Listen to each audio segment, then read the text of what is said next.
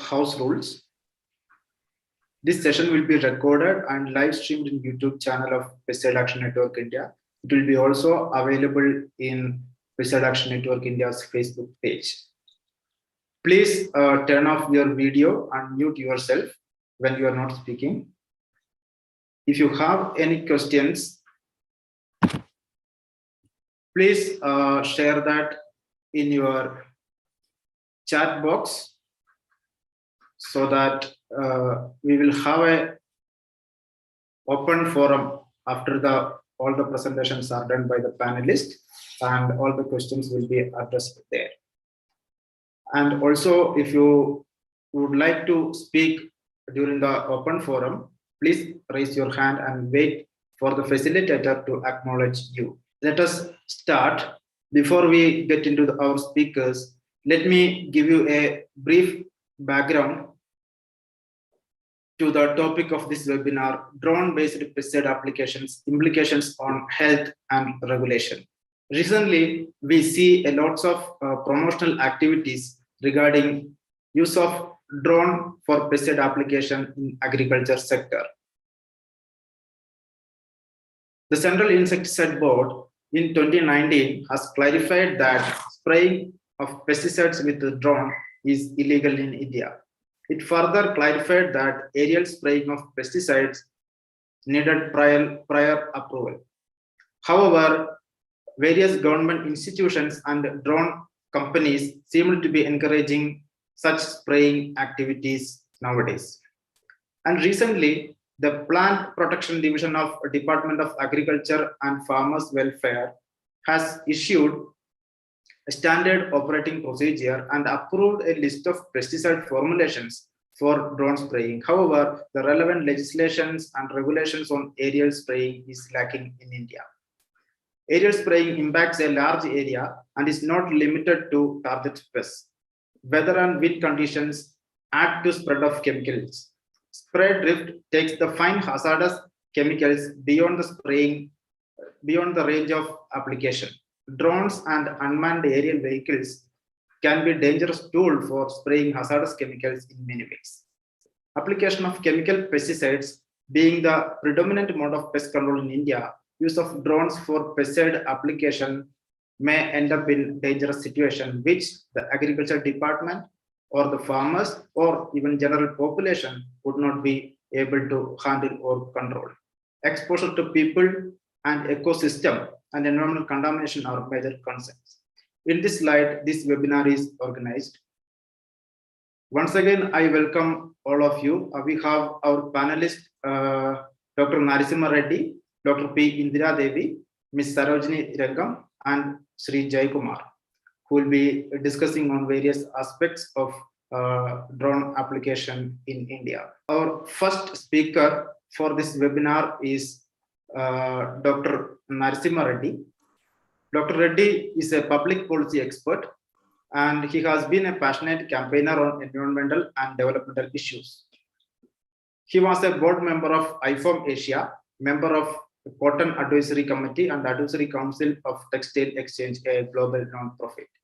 He has contributed to public discourse and policy changes in electricity, seed, rice, cotton, sugarcane, sericulture, handloom and textiles, land, water, and other related areas.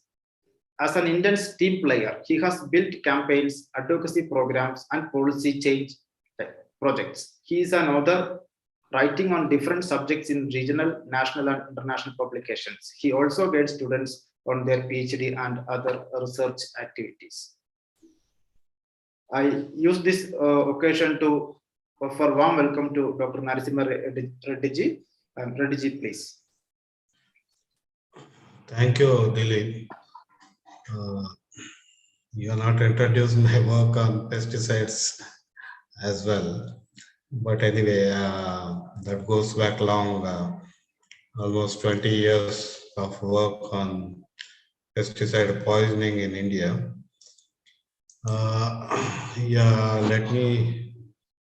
I'll just open my presentation.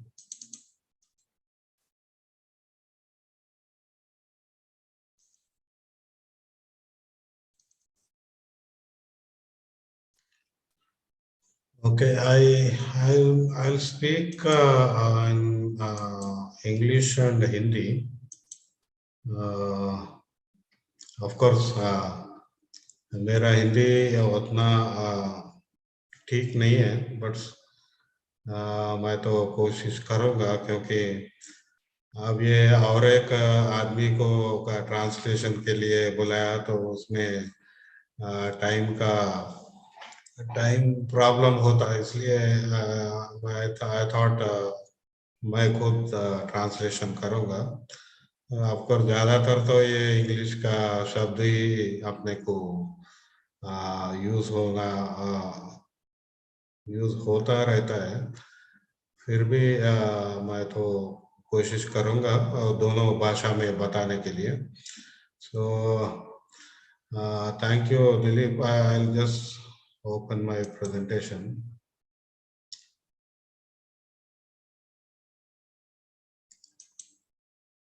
Okay, can you see the Dilip? Yes, we can see. Please go ahead. Okay, the contours of discussion today in this webinar will be like this. You know, we are going to discuss some of the technology and uses. Of course, we are not on the top of the subject of technology, but wherever it is relevant, that is going to be discussed. And of course, the main objective is spraying implications. You know, what happens when pesticide spraying is done by the drones. And importantly, I think that's my presentation will be on regulations and management, how government is looking at drone-based pesticide spraying. So I'm not discussing the usage advantages for drones in other areas. You know, I think those are not part of the discussion today. So it will be completely directly related to pesticide spraying. So some of the comments might be related, might go beyond, but the core subject is this. And of course, I think we need to discuss drones in Indian context. So that is going to come up, and I think other panelists are also going to discuss this aerial spraying, what has been the experience across the globe and its impact, especially pesticides. So I'm not going into the toxicity of the pesticides. I think that my esteemed panelists are going to discuss. Because of time restriction, I'll be discussing the core is the regulation, because these are the recent developments, and there are a lot of what do you say, activity happening around drones in the Ministry of Agriculture, and of course the private companies which are pushing both pesticides and drones. So this big agriculture is involved in all this. So let us go into detail. तो मैं यहाँ आज ज़्यादातर सरकार का जो regulations है, जो जो भी पाबंदी है, वो ज़्यादा डिस्कशन करूँगा। लेकिन यहाँ पर अब हम जो आज चर्चा करेंगे वो थोड़ा बहुत ड्रोन्स टेक्नोलॉजी होगा, और स्प्रेइंग से हमारे के ऊपर उसका जो प्रभाव है उसके बारे में बात करेंगे। फिर ये अपना जो भारत का कॉन्टेक्स्ट में, अपना देश का कॉन्टेक्स्ट में इसका मतलब क्या है, इससे क्या होता, उसके बारे में बात करेंगे। फिर एरियल स्प्रेइंग, जो हवा से स्प्रेइंग करते हैं ये ड्रोन से, और इससे इसका जो अपना एक्सपीरियंस क्या है, अपना अनुभव क्या है, और उससे क्या हो सकता है, कि उसका प्रभाव किस पर ज्यादा हो सकता है, वो पूरा चर्चा करेंगे। मैं लेकिन वो थोड़ा अदर पैनलिस्ट भी बात करेंगे, मैं ज्यादातर ये सरकार की नीतियां, सरकार की रवैया, उसके ऊपर मैं जोर देता हूँ। तो इसमें अभी जो बहुत अहम काम जो हो रहा है, उसमें मिनिस्ट्री ऑफ सिविल एविएशन को एक कोऑर्डिनेशन एजेंसी के रूप में सरकार पहले से ही बना हुआ है। उसमें director general of civil aviation DGCA है। फिर ये पेस्टिसाइड स्प्रेइंग के कॉन्टेक्स्ट में मिनिस्ट्री ऑफ एग्रीकल्चर को लाया गया। उसमें central insecticide board and registration committee CIBRC, इसका भी रोल होगा। अब ये जो सरकार का जो भी कदम है, उसमें ड्रोन ऑर्गेनाइजेशन जो भी है, ड्रोन फेडरेशन ऑफ इंडिया है, और जो प्राइवेट कंपनियां, उनका भी रोल अपने को दिखता है। और क्रॉप लाइफ जो पेस्टिसाइड का एक संगठन है, पेस्टिसाइड कंपनी का, उनका भी रोल दिखता है। लेकिन PMO, प्राइम मिनिस्टर ऑफिस, ये पूरा पीछे से इसके ऊपर जोर दे रहा है। तो लेकिन ये सामने नहीं दिखता PMO। So basically, I was saying, Prime Minister's office has been pushing. Of course, if people want evidence, I don't have that evidence, but we know how Government of India is working in the last few years.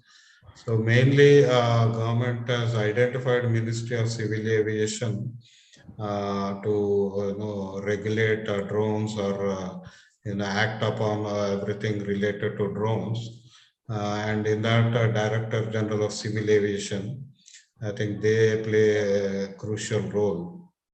So they established a digital sky platform as part of this registration of drones.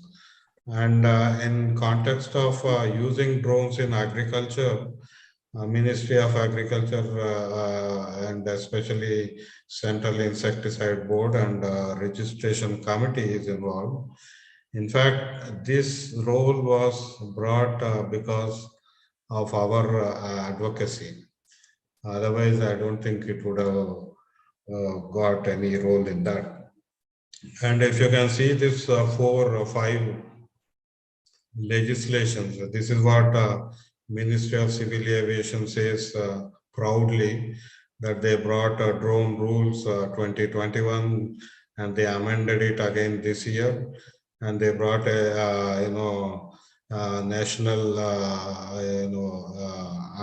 unmanned traffic management policy framework. This is about whenever there is number of drones, so traffic management, UTM is a traffic management policy framework. Then production linked incentive scheme for drones. So government wants to encourage drone production in India.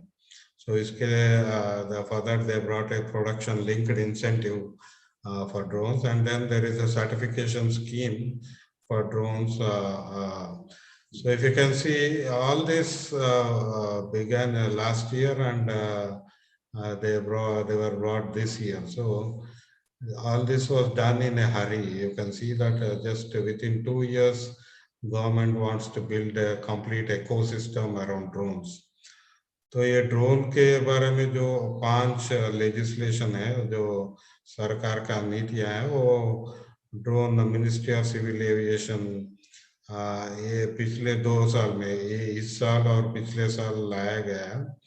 और ये वो बहुत जल्दी में लाया गया है, ये मेरे को ऐसा महसूस लगता है, क्योंकि अब देख सकते हैं ड्रोन रूल्स पिछले साल ड्राफ्ट लाया, फिर उसके ऊपर कमेंटिंग होने के बाद फाइनल आ गया, फिर उसका अमेंडमेंट भी आया। तो ऐसा आखिर ड्रोन्स को अपना देश में ही प्रोडक्शन उत्पत्ति करने के लिए भी एक स्कीम दिया गया है, एक इंसेंटिव स्कीम, सब्सिडी स्कीम भी है, अभी सर्टिफिकेशन स्कीम भी है। तो ये पूरा DGCA का रेगुलेशन है। अब मैं जो बात करने वाला हूँ एग्रीकल्चर में, और जो भी डॉक्यूमेंट्स है, उसमें एक स्टैंडर्ड ऑपरेटिंग प्रोसीजर जो बनाया गया उसके बारे में बात करेंगे, और उससे पहले एक पब्लिक नोटिस भी दिया गया। फिर बाद में ये जो ड्रोन्स का ड्रोन्स में कौन सा पेस्टिसाइड कैसा यूज करना उसके बारे में एक पब्लिक नोटिस दिया गया। तो मैं ये जो 4 डॉक्यूमेंट्स है वो डॉक्यूमेंट से उनका उसमें क्या है उसके नहीं है उसके बारे में बात कर रहा हूँ। So I'm just speaking about these 4 documents which have been released by Government of India, especially the standard operating procedure. So we made a detailed comments on this SOP which was prepared and released by Government of India. Now, one of the I think what is the expected role of drones in pesticide application? So all the drone advocates, proponents of drones in agriculture for pesticide spraying, they keep telling us that it will reduce manpower requirement, and it will also reduce the time duration of application. If it takes 1 day for a manual or a ground spraying, drone spraying will reduce it to 1 hour or 2 hours. And they also tell you that it reduces volume of water.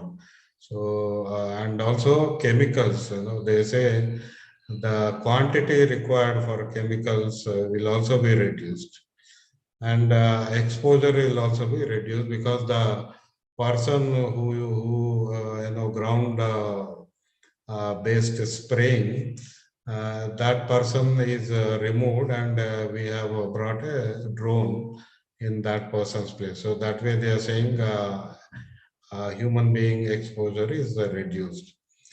तो ये drone agriculture में use करें तो इसके जो benefits है उससे जो फायदा है वो बता रहे थे कि ये ड्रोन वाले, एक तो आदमी का जरूरी कम होगा, जितना पहले जो ज्यादा आदमी जरूरत है तो अभी कम आदमी की जरूरत है। फिर टाइम जो एक दिन में आपको स्प्रेइंग करने का काम 1 घंटे में या 1.5 घंटे में कर सकते हैं। जो पानी का इस्तेमाल होता है, ये पानी का भी इतना पानी कम पानी से ड्रोन स्प्रेइंग कर सकते हैं। केमिकल्स भी जो ये जो हजार्डस पेस्टिसाइड्स है ये इसको भी कम यूज करते हैं। इससे पूरा जो एक्सपोजर होता है आदमी को, जो स्प्रेइंग करते करते जो एक्सपोजर होता है वो भी कम होता। तो इससे फायदा है ज्यादा है बोल के ड्रोन वाले बताते हैं। तो अभी मैं 2019 में मैं एक लेटर लिखा था एडिशनल सेक्रेटरी प्लांट प्रोटेक्शन को, क्योंकि अपना जो इंसेक्टिसाइड एक्ट है, जो लॉ है, उसके मुताबिक एरियल स्प्रेइंग इज बैंड अपना इंडिया में। बाहर अमेरिका में, यूरोप में कहीं भी एरियल स्प्रेइंग के बारे में डिफरेंट पाबंदी है, लेकिन अपने पास तो 1968 में एरियल स्प्रेइंग बैन कर चुके हैं। अगर करना है तो उसके लिए एग्जम्पशन लेना पड़ता। तो ये मैं इसके बारे में एक लेटर लिखा था। तो मेरा लेटर लिखने के बाद ही थोड़ा CIBRC एक सर्कुलर इश्यू करा है कि पूरा सेक्रेटरी एग्रीकल्चर और सभी राष्ट्र सरकारों को ये सर्कुलर भेजा गया कि एरियल स्प्रेइंग के लिए अप्रूवल जरूरी है। तो ये आज भी लागू है। ये तो मैं तो 2019 का बात कर रहा हूँ, फिर बाद में ये सर्कुलर भी 2019 में गया, वो 2000 गलती से 2021 लिखा गया। बाद में फिर मैं लेटर लिखता गया, तो ये ड्रोन रूल्स के ऊपर भी मैं कमेंट दिया था। उसमें भी मैं ये एग्जाम्पशन के बारे में मुद्दा उठाया था। So I raised this issue about Indian Insecticide Act clearly mentioning that aerial spraying is banned unless it is exempted. So CIBRC needs to give exemption under special circumstances. And of course, those circumstances were not defined under rule, but still aerial spraying is banned. So this I wrote to them, and then the secretary CIBRC sent out a circular to every department, and they reminded everyone that there is a need for approval for aerial spraying. I kept on writing this letter because even Ministry of Civil Aviation was giving exemptions to aerial spraying as an experimental case. So they said individual conditional approvals. So that way I wrote, and I also commented on drone rules, which also do not acknowledge this rule in under the Insecticide Act.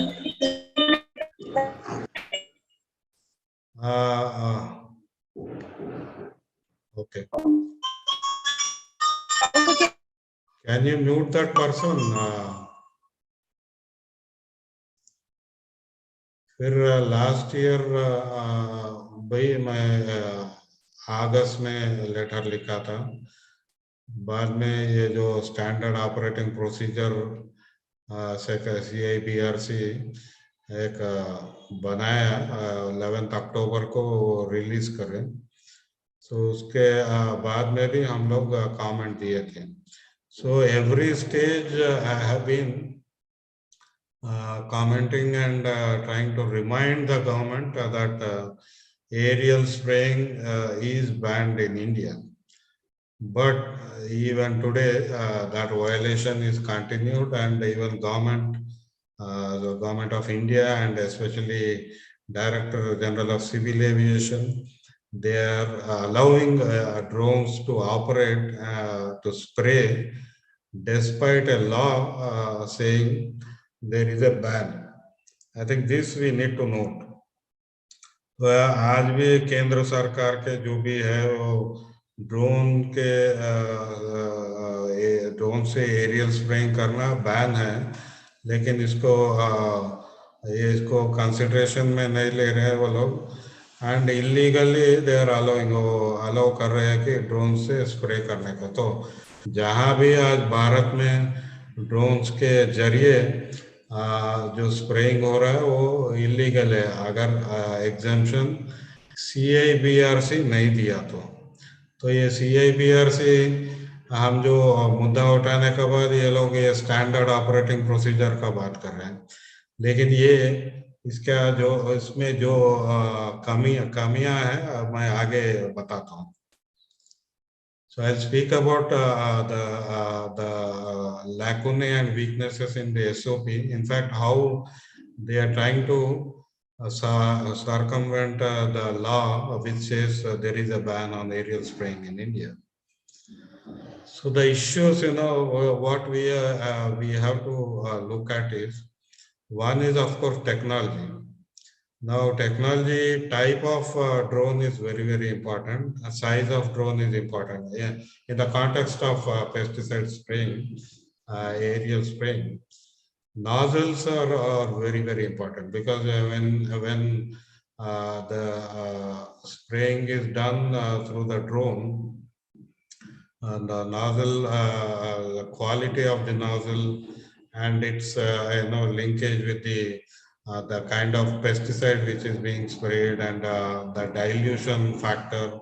I think these are all interrelated factors. And then the charging, usually they'll tell you that, as I mentioned, the time will be reduced, but they are not factored in the charging time. Depending on the size of the drone, you need to keep charging it every time.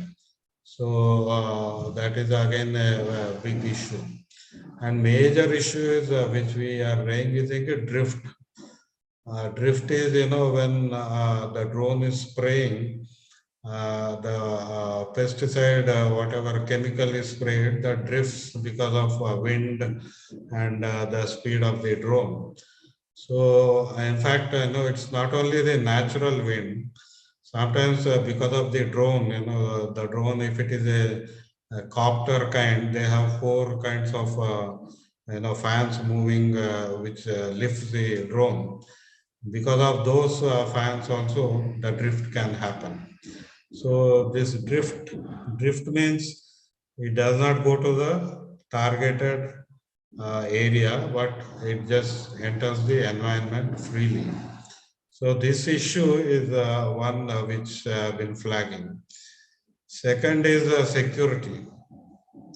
तो ये technology का इसमें बात करें तो इसमें drone का size जो है वो कितना बड़ा है वो भी उसे अपने को इसमें उसका स्प्रेइंग में एफिशिएंसी में उसका बारे में बात करना पड़ता है और टाइप ऑफ ड्रोन भी इसमें बहुत इम्पोर्टेंट है क्योंकि तरह तरह का ड्रोन्स है तो ये कौन सा ड्रोन ये एरियल स्प्रेइंग के लिए यूज करते हैं इसके ऊपर अभी भी रिसर्च हो रहा है अमेरिका में अब चार्जिंग है ना ये लोग बोलते हैं टाइम कम होता लेकिन चार्ज साइज के मुताबिक चार्जिंग बार बार करना पड़ता अब ये पे लोड जो लोड लेके जाता उसके ऊपर भी चार्जिंग जल्दी खत्म होता तो ये चार्जिंग का टाइम ये लोग बताते नहीं और अहम होता है कि ड्रिफ्ट टेक्नोलॉजी में क्या आपने को बोलते हैं कि ऊपर से बहुत स्प्रेइंग कर सकते हैं लेकिन ये हवा में ज्यादा निकल जाता क्योंकि जो नेचुरल हवा आते रहता है उससे पूरा पेस्टिसाइड जो स्प्रेइंग करते वो लोग हवा में जाता जो क्रॉप पे आना है वो कम रहता तो वो एक है और ड्रोन का ऊपर जो फैंस रहते हैं वो डिपेंडिंग ऑन द टाइप के मुताबिक उससे भी ये ड्रिफ्ट बढ़ने का आशंका है अब सिक्योरिटी के बारे में बात करें तो सिक्योरिटी बहुत इम्पोर्टेंट है तो अमेरिका में हर जगह ड्रोन भी जहाँ भी है ड्रोन से सिक्योरिटी प्रॉब्लम है क्या टेररिज्म तो हमें मालूम है अब पाकिस्तान के ड्रोन्स तो जम्मू कश्मीर में कई बार दिखा हुआ है और ये जो भी ड्रोन एयरक्राफ्ट या एयरपोर्ट्स के उसमें इंटरफियर हो सकता है ऐसे एक सिक्योरिटी है अब इसमें हम बात कर रहे हैं कि क्रैश जो होता है क्रैश हो सकता है क्योंकि ड्रोन्स गिर सकता है कंट्रोल खो के वो गिर सकता है अभी पिछले साल अगस्त 15 को मध्य प्रदेश में जो अगस्त 15 को वो समारोह हो रहा था तो एक ड्रोन गिर के वहाँ के जो कलाकारों के ऊपर गिर गया फिर एक दो लोगों को चोट भी आया तो ड्रोन्स क्रैश होते रहते अब वो ये जब भी होता है उससे सर के ऊपर गिर गया जो भी मर गया ये भी बहुत समस्या है तो अगर ये इसमें पेस्टिसाइड है तो पेस्टिसाइड का डब्बा के साथ क्रैश हुआ तो पेस्टिसाइड जहाँ भी गिरा उसे फिर मुश्किल बढ़ सकता है So the security angle, we talk about terrorism or threat to national security, but the other security issues, the crashes, drone crashes keep happening if they don't do proper maintenance or there are issues with the drone technology or the type of the drone. And if this crash happens, depending on where it happens, how it happens, it could lead to human loss of life. And if it is happening with the payload of a hazardous pesticide, and if it happens in inappropriate location, I think that will be a very dangerous and hazardous situation. So that is another factor. Then safety, biosafety, of course, we are talking when the spraying happens, it enters the environment and it can harm birds, it can harm the surrounding biodiversity, it can harm crops which are neighboring crops because the drift is always there. So unintended and non-targeted spraying can happen, and that leads to safety issues. तो ये जो हवा में ऊपर से जो spraying करने से या ये पक्षी पशु किसी को भी इससे इसको प्रभाव हो सकता है, और क्रॉप जो है वो नाइबरिंग क्रॉप जो आजू बाजू के क्रॉप के ऊपर भी ये जा सकता है। तो ये सेफ्टी इशू भी बहुत बड़ा मुद्दा है। अब एक्सेप्टेंस एक इशू है, इसमें कॉस्ट के बारे में हम बात कर रहे हैं। कॉस्ट अभी सरकार इसलिए तो सब्सिडी दे रहे हैं, सब्सिडी से they want to increase the acceptance. अभी इंटरफेरेंस जो है क्योंकि अब ड्रोन किसके हाथ में है, उससे जो आवाज आता है, नहीं तो उसे जो आजू बाजू वालों का काम में दखल अंदाजी हो सकता है, ये बुरा हो सकता है। फिर अभी ड्रोन एरियल स्प्रेइंग का मतलब है मोनोकल्चर ज्यादा होना पड़ता है, क्योंकि एक पेस्टिसाइड लेके स्प्रेइंग करना है तो मिक्सड फार्मिंग नहीं हो सकता है, तो मोनोकल्चर में ही। तो ये मोनोकल्चर को एक्सेप्टेंस बढ़ाने का एक अलग तरीका का टेक्नोलॉजी हमारे को लगता है। मार्जिनल लैंड होल्डिंग, भारत में तो बहुत छोटे छोटे लैंड होल्डिंग से आधा एकड़, पाव एकड़, 1.5 एकड़, ऐसा बहुत छोटे लैंड होल्डिंग से। अब ये लोग बोलते हैं कि छोटा है तो और अच्छा बोलते हैं, लेकिन द कॉस्ट और इससे स्प्रेइंग मेथड और अपना जो एग्रीकल्चर है इससे वो जुड़ता नहीं।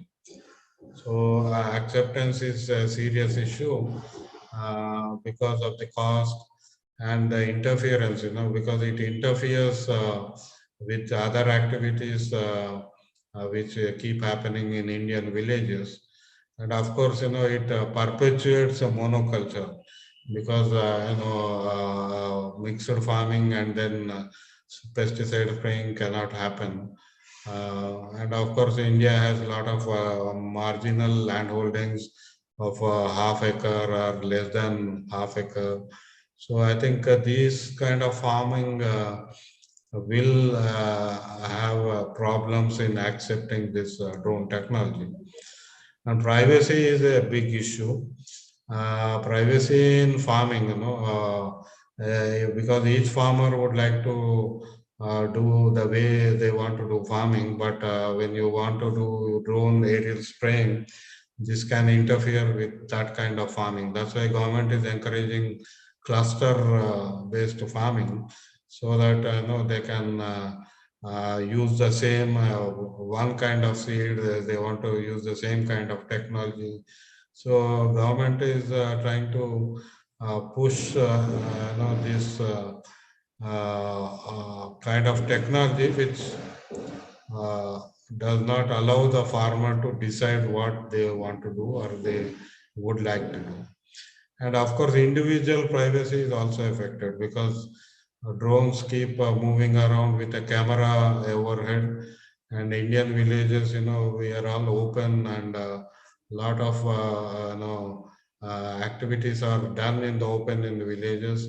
Even before aerial spraying technology by drones has been introduced, camera-based drones have started playing havoc in the Indian villages and urban areas where people are being filmed while they are taking bath, or even their homes have been taken photographs. So a lot of the privacy issues are also coming up, and pesticide drones, pesticide spraying drones are also going to raise those issues. तो ये privacy जो एक एक आदमी अपना जो काम करने का इसमें ये दखल अंदाजी ऊपर से ये कैमरा लेके आता है ड्रोन। इससे भी एक अपना गांव में जो जहां हम बहुत ओपन खुल्लम खुल्ला काम करते रहते हैं, सो ये कैमरा लेके ड्रोन निकलता है। सो इससे अपना प्रत्येक व्यक्ति का जो प्राइवेसी है उसके ऊपर भी इसका प्रभाव हो सकता है। अब लीगल इश्यू तो है, लीगल क्या है, अगर मैं जैसा ड्रोन से पेस्टिसाइड स्प्रेइंग हो रहा है, अब ये हेर्बिसाइड स्प्रेइंग है, लेकिन ये हेर्बिसाइड टॉलरेंट कॉटन नहीं है तो और क्रॉप मर जाता है, और ये आजू बाजू का किसान ये इस्तेमाल करे तो वो ड्रिफ्ट से इसका बाजू का किसान का क्रॉप मर गया तो उसका जो लायबिलिटी जो इसका जिम्मेदारी कौन है? Who is going to be liable for a non-target spraying and the impact? Because sometimes India does not have herbicide tolerant crops. So if someone is using herbicide on a herbicide tolerant cotton, and it affects the neighboring farm and the farmer loses uh, the crop and it burns the crop, who is going to pay the liability? Who is the liability? So, and then the guarantee, what is the guarantee that this drone spraying will protect the crops?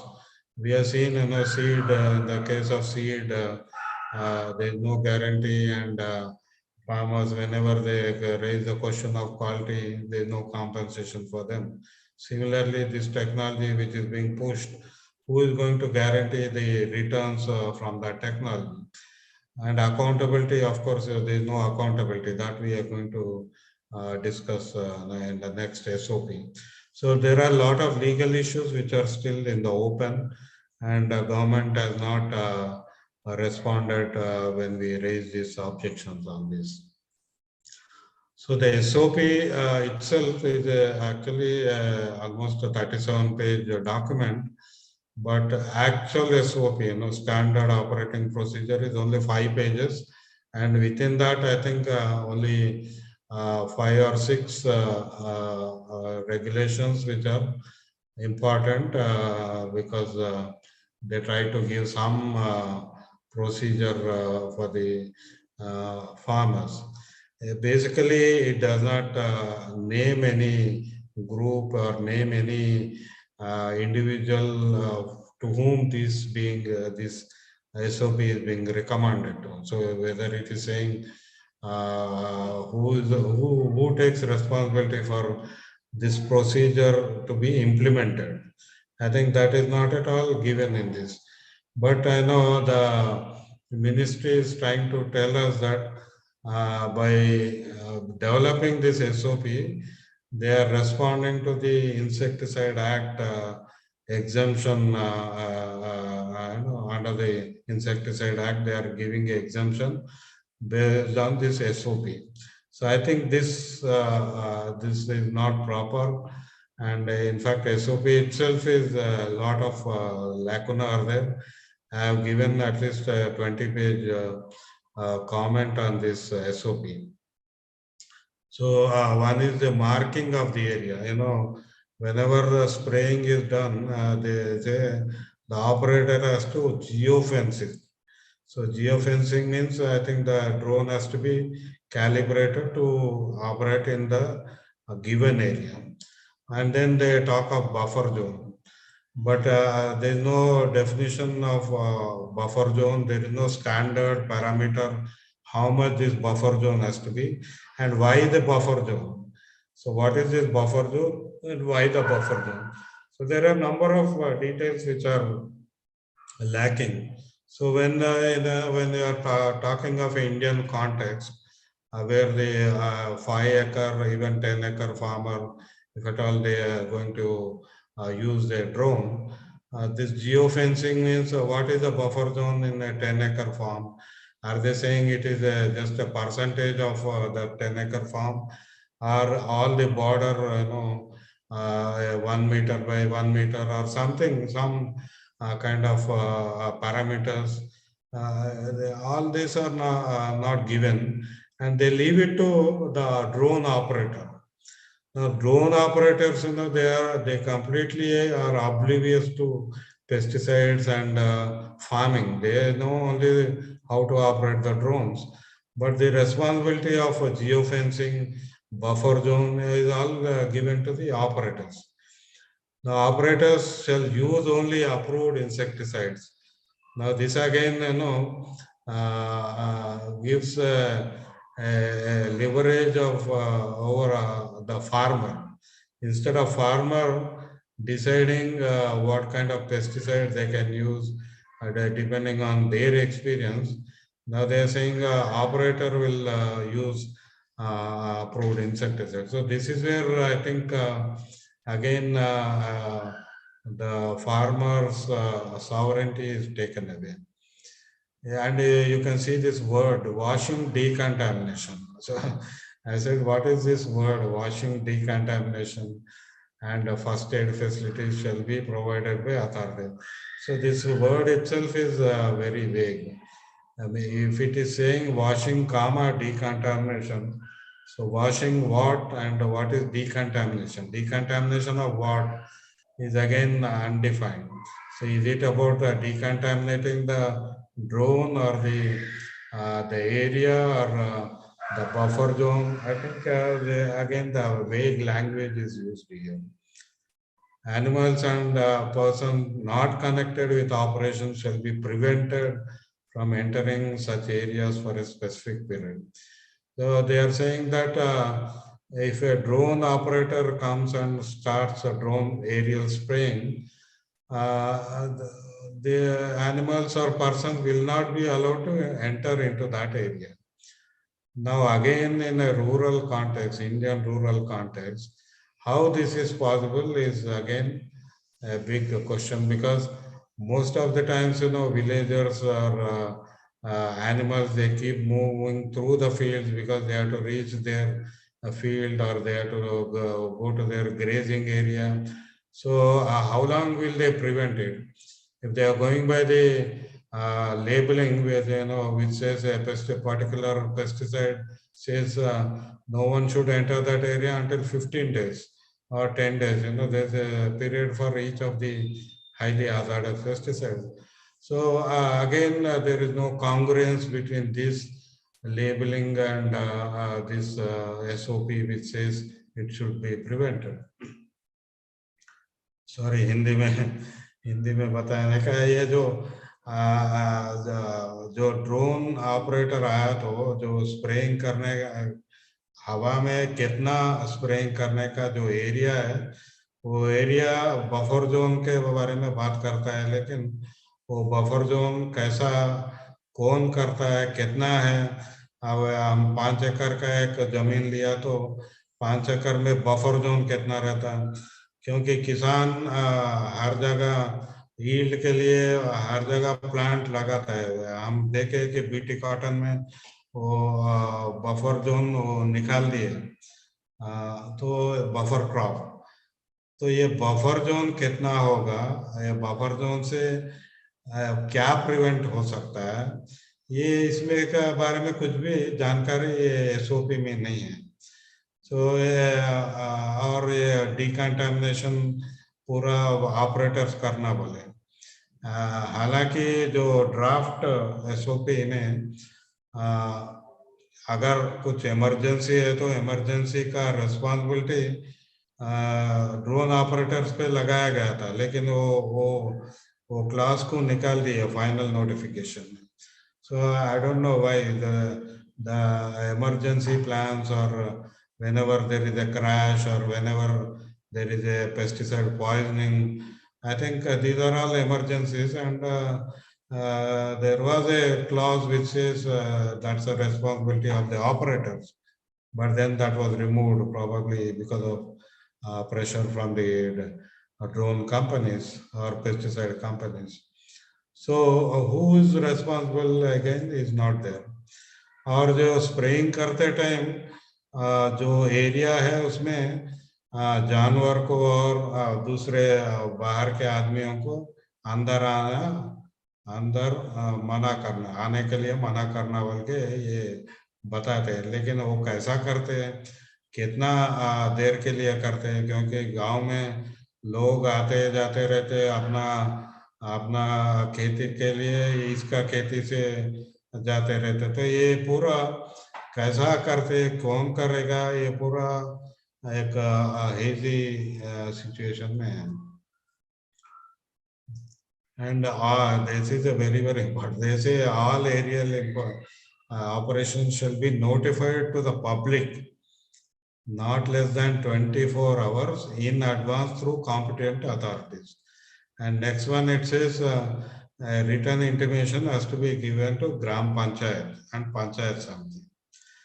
Now panchayat समिति, पंचायत का इनका मुताबिक क्या, पंचायत को ये drone operator एक खत लिख दिया एंड वो 24 घंटे में जहाँ भी ड्रोन स्प्रेइंग हो रहा है उसको वो एरिया में लोग नहीं जाने के लिए एक ऐलान करने का। तो ये ऐलान ग्राम पंचायत करेगा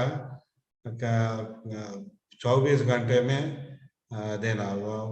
मैं बोल रहा था ये एक हफ्ता तो भी समय देना था, नॉट जस्ट 24 आवर्स। तो ये this is again a major issue because gram panchayats have not been empowered to prevent or to regulate drone operators. So without here it is merely trying to create a post office kind of role for gram panchayat. So they merely have to transmit the written intimation from the drone operator to the people. So that kind of role is not going to be helpful, and it's not possible also because Gram Panchayat do not have resources to intimate within 24 hours. They usually do through a person who goes around using traditional technology of shout out, but otherwise Gram Panchayats can't do. So training जो pilots को training है इसके लिए DGCA training दे रहा है, लेकिन ये training के बारे में क्या ट्रेनिंग देगा, कौन ट्रेनिंग देगा, इसमें डिटेल नहीं है। अभी जो हो रहा है, director general of civil aviation एक ऑनलाइन ट्रेनिंग दे रहे हैं, उसमें पेस्टिसाइड्स के बारे में है या नहीं है मुझे पता नहीं, लेकिन अब director general of civil aviation का ट्रेनिंग बोले तो उसमें ये नहीं होगा क्योंकि उनको भी पता नहीं। तो ये पायलट जो है, जो ड्रोन ऑपरेट करता है, ये इंसेक्टिसाइड्स को कब समझता है, कैसा समझता है, ये क्योंकि यहाँ प्रोडक्ट जो डीलिंग हो रहा है ये इंसेक्टिसाइड पेस्टिसाइड है, बहुत हजार्डस पेस्टिसाइड है। तो इसके बारे में भी पहले जो था वो निकाल दिए और उसमें ये डाइल्यूशन हो गया। सो इसमें as I mentioned, there is no oversight mechanism because CAPRC is in Delhi. It does not have any mechanism in states or across India. They are not identified any other agency through which they want to implement this SOP.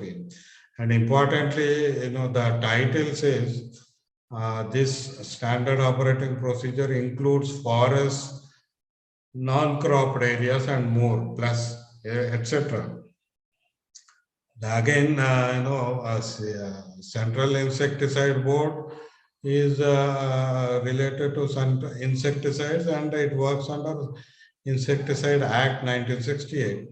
But forest, non-cropped areas do not come under the jurisdiction of Central Insecticide Board. Yet, they have issued a SOP for forests as well.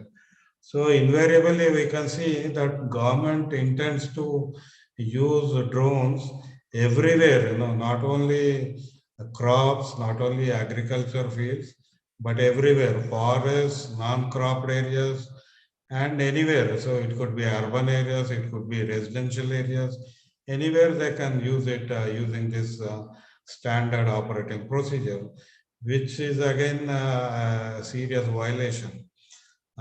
तो मैं बता रहा था कि यहाँ जो ये document में लिखाया गया है कि ये सिर्फ खेत में नहीं लेकिन फॉरेस्ट में भी यूज करते हैं, वन में भी, और नॉन क्रॉप्ड एरिया जहाँ भी खेत नहीं है वहाँ भी यूज करता है, और कहीं भी एटसेट्रा बोल के लिखा हुआ है, माने कहीं भी ये इसका यूज कर सकते हैं।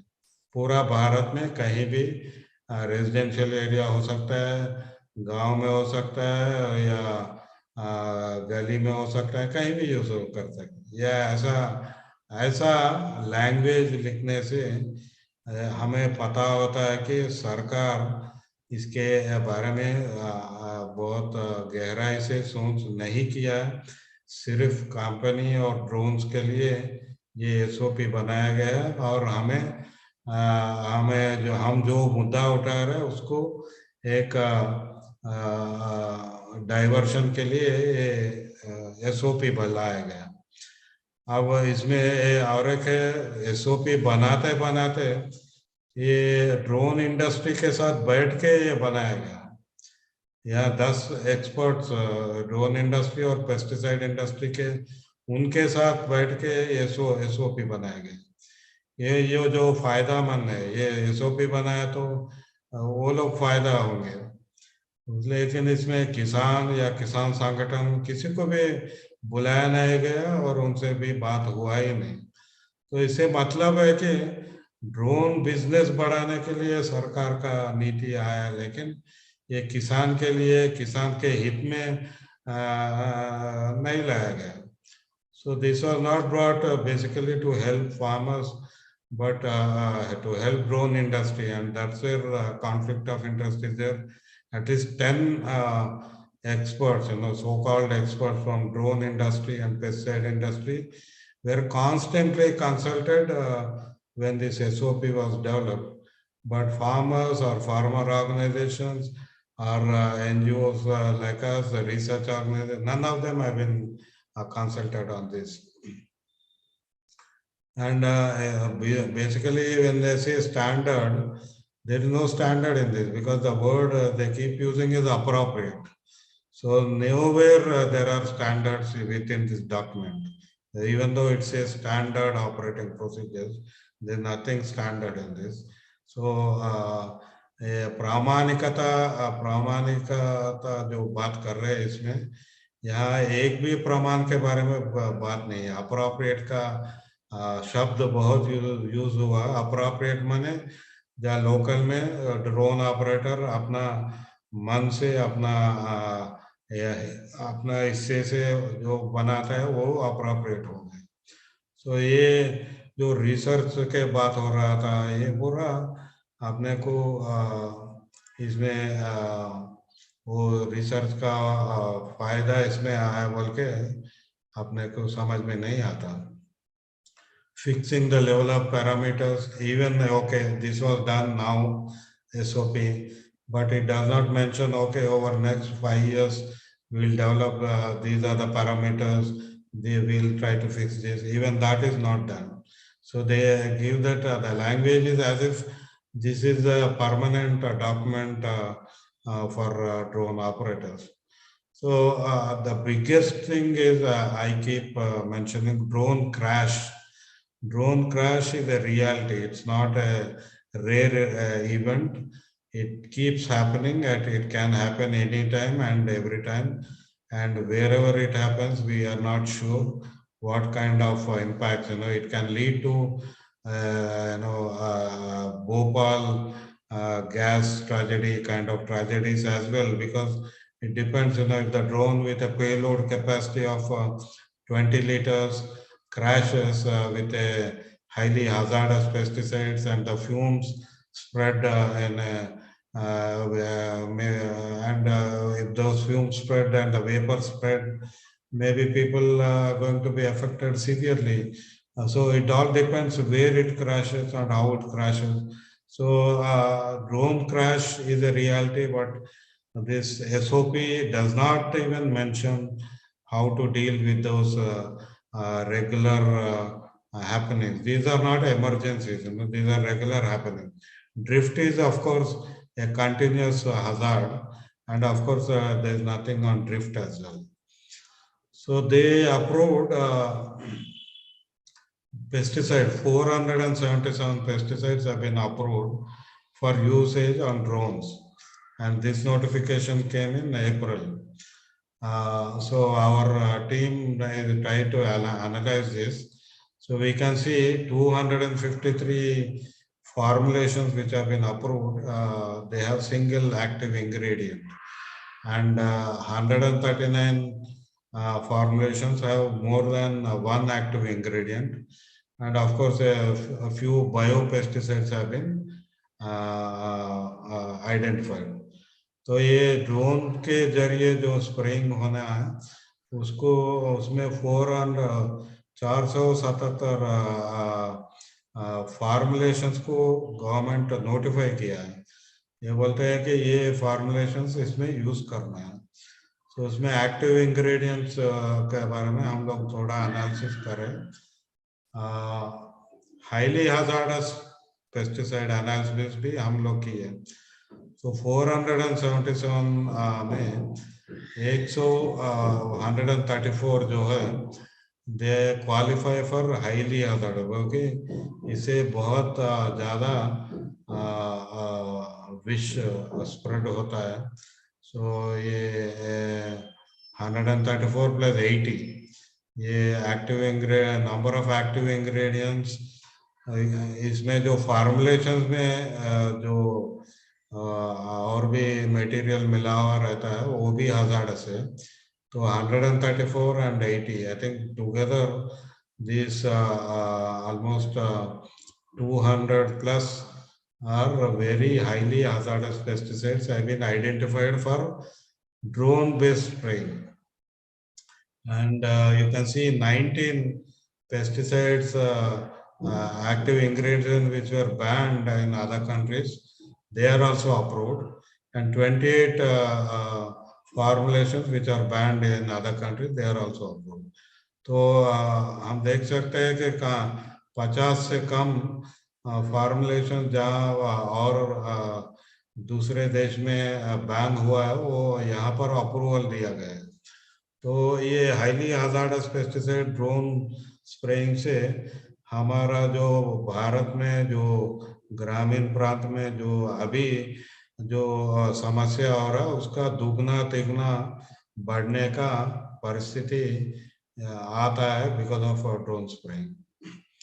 अब ये हम लोग ये वर्ल्ड हेल्थ ऑर्गेनाइजेशन का क्लासिफिकेशन एनालिसिस भी किया है. वो लोग class 1B, class 2, even that has been done. So highest you can see class 2 में जो पेस्टिसाइड्स है उसका अप्रूवल यहाँ पर हम देख सकते हैं. सो मैं अभी बहुत कुछ मुद्दे, शायद टाइम भी नहीं है, शायद डिस्कशन में हम ज़्यादा बात करेंगे. सो मेरा पहला प्रश्न था कि ये सरकार इतने जल्दी से क्यों काम कर रहा है, क्यों 2 साल में ये होना है, इसके लिए टाइम क्यों नहीं लेना है. एंड अभी जो रेगुलेशन लाए ये सही है क्या? आई थिंक ये हम लोग पूछना पड़ता है, हम अभी पूछ रहे हैं. और ये ड्रोन बेस्ड एरियल स्प्रेइंग से जो पानी है, जो तालाब है, जो नदी है, जो कुआं है, ये पूरा कंटामिनेशन होने का परिस्थिति भी है. और हालांकि जो जैविक खेती करते हैं उनका भी खेत में ये ड्रिफ्ट से कंटामिनेशन हो सकता है. तो ये ड्रोन एरियल स्प्रेइंग क्यों इतना हरी भरी में सरकार ला रहे हैं, ये इसके बारे में पूछना. अगर रिसर्च करना है, अब आप देख सकते हैं कि SOP में डेटा कलेक्शन का बात है. So now they are collecting data on efficiency and efficacy of a drone-based aerial spraying. So this is like an experiment. If it is an experiment at the cost of farmers and at the cost of environment, why can't they do it in a field which is a regulated field instead of releasing it across the country and doing a open trial of research? I think this is again a question which we need to ask. And of course, as I mentioned, it is completely illegal. Right now, what central government is doing in India is illegal because even today, aerial spraying requires exemption under exceptional circumstances from CABRC, and CABRC has not responded when we raised a question on this. So I think I'll speak if there are any other questions, and thank you. I'll stop here. Thank you, Dr. Reddy, for this very detailed presentation on problems on SOPs and other issues. Maybe if the participant has questions, they can share that in the chat, and we will address them during open forum. Now I invite our second speaker, Dr. P. Indira Devi. She was a professor of Kerala Agriculture University at Agriculture Economics and also director of research there. And currently she is enjoying the position of ICAR Emeritus Professor status. She's a member in several professional bodies and serves in the editorial board as well as a reviewer of reputed scientific journals, and has published several research papers in reputed journals and books. Apart from contributions to the academic world, she has also been an active member of civil society and author for writing for local and national print media, commenting on economic and social policy and environmental concerns. May I invite Dr. Indira Devi to present, and may I also request to limit your presentation to 15 minutes. Thank you. Thank you, Dilip, for introducing me. And certainly I may take only 10 minutes or rather maximum 12 minutes, because most of the points have already been introduced by the earlier speaker. So I think I'll just give a snapshot of how the chemical pesticide use in agriculture is being seen in the country for the past decade. And the blue line is the insecticide use, the red one is the fungicide, and the gray one is the weedicides. And generally, if you look at the trend, we can see that it is slowly on the declining mode. But be careful with that statement. We need to have a very detailed chemical-wise analysis to see whether which chemicals are increasing or which chemicals are decreasing, one side. And also there are possibilities that more harmful chemicals, more dangerous chemical use is increasing. Then there is also the possibility that some of the new generation chemicals which need to be applied only in very small quantities. Excuse me, teacher. Yeah. If you have a presentation, I think you forgot to share that. Oh, okay. I think, okay.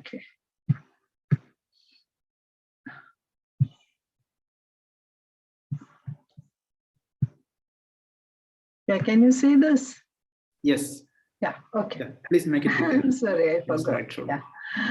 So I was saying that this declining trend is nothing to be happy about, perhaps, because we need a more detailed analysis to see whether the harmful chemical proportion is increasing or whether those chemicals which need to be used in very small quantities are increasing or decreasing. So it doesn't make any sense to conclude that a declining trend is something to be happy about at all. We need a very detailed analysis, but this gives a very general indication that it is on the decline.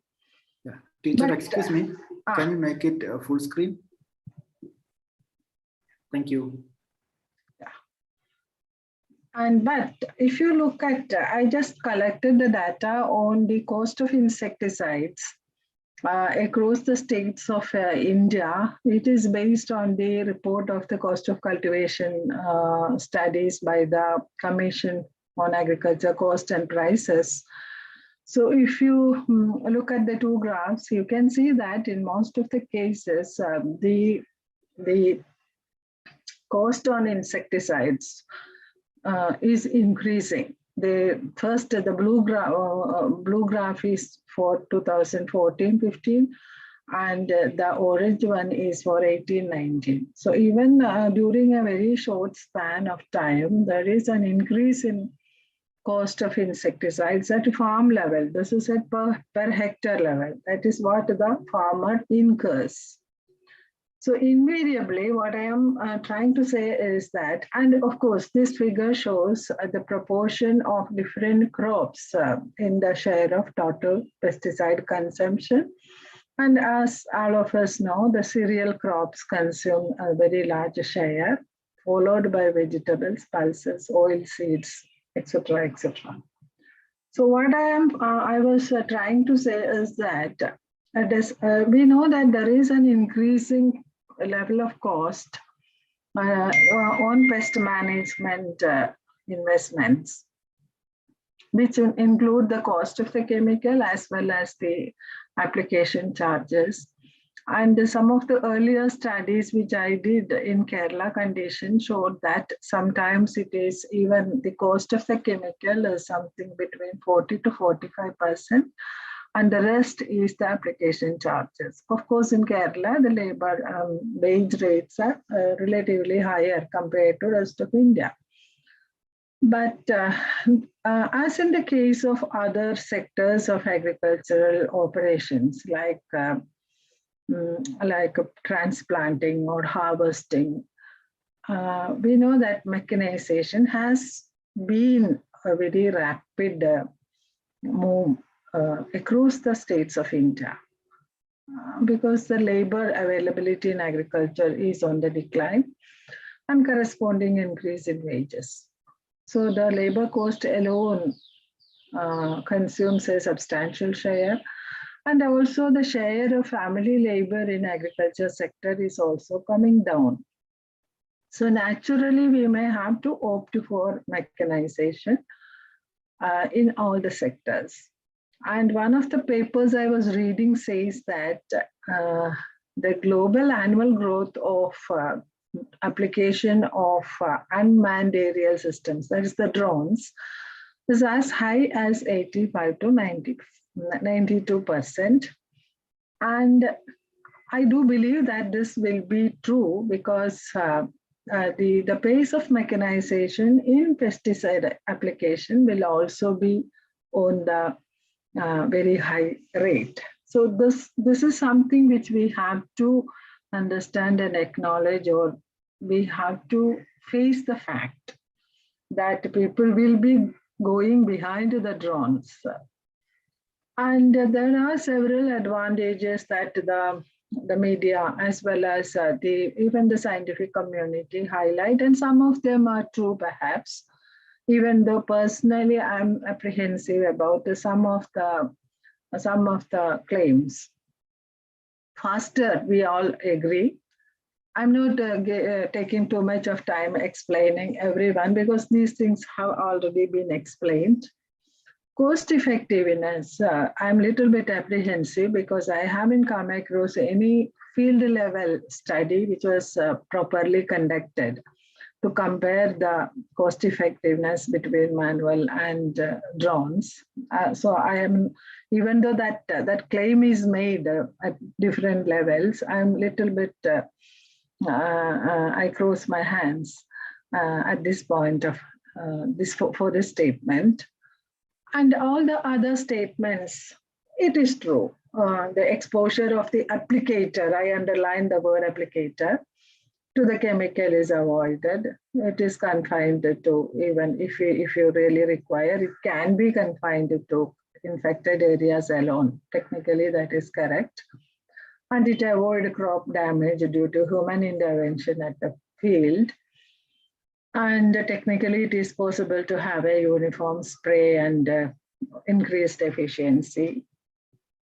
But we at Agriculture University did some preliminary studies 3 years back to understand the technicalities of application of drone in spraying of not chemicals, but other microbial formulations as well as micronutrient formulations.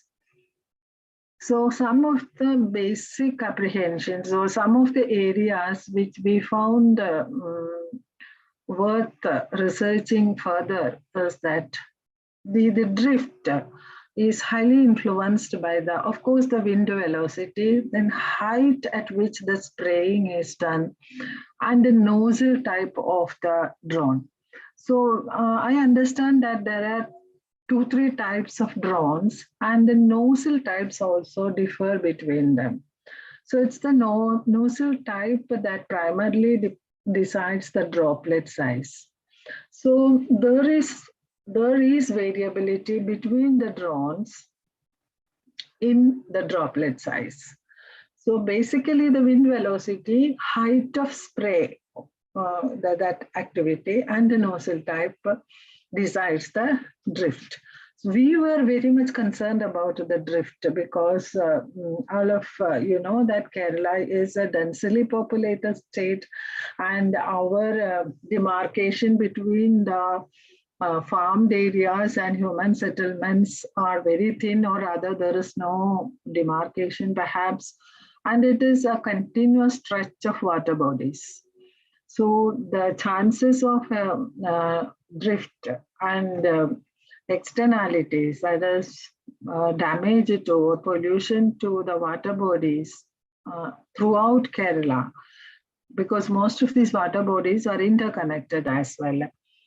And also the drift to human settlements, neighboring population, and the ecosystem as a whole. So these concerns are to be properly addressed. So we were really like apprehensive, our research team. So we suggested that at that point of time, we gave the recommendation to the Department of Agriculture that time being, we confine the use of drones only for the application of micronutrient sprays as well as microbial formulations. And let us restrict the application to chemical. We are not recommending chemical pesticides at that point of time. That was our recommendation at that point of time. So here, further we are continuing with these research on these aspects.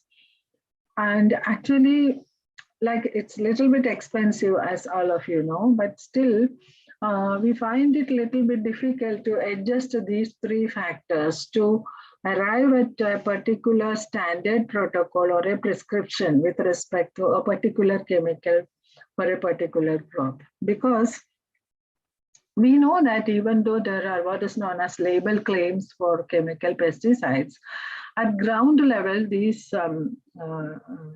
strictly following these chemical choice is not there. So even if we are restricting our analysis or our research on label claim chemicals alone, even then at a field level, it may not be strictly followed. And we are really concerned about all those aspects. But these are certain very fundamental things that we have to find answers to through proper research. And regarding water also, our standard recommendation is 500 liters per hectare if it is in the case of these traditional knapsack sprayers or man-managed containers. But again, with respect to drones, it varies with the height and speed of spray. So that also poses difficulties in fixing the level of concentration of the spray fluid. So we have to specify the speed, we have to specify the height, we have to specify the nozzle, and the chemical and the crop. And we may also have to prescribe the wind velocity measurement. So this is a very complex situation. I'm not saying that this is not something that we cannot find an answer to, but this is a little bit tricky, or rather very complex situation.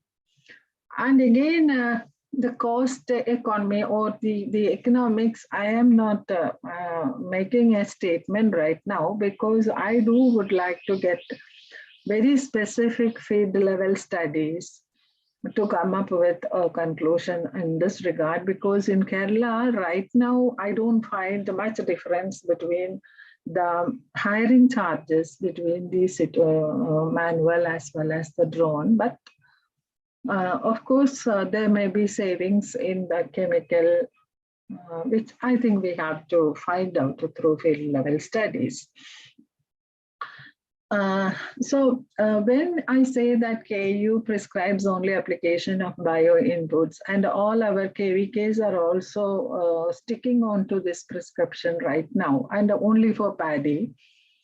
But right now, as has already been indicated by my former speaker, there is already an SOP, a central directive, and most of the protocols or prescriptions are not standardized, and we do not have a very proper monitoring mechanism in pesticide sale or use or disposal or whatever it is.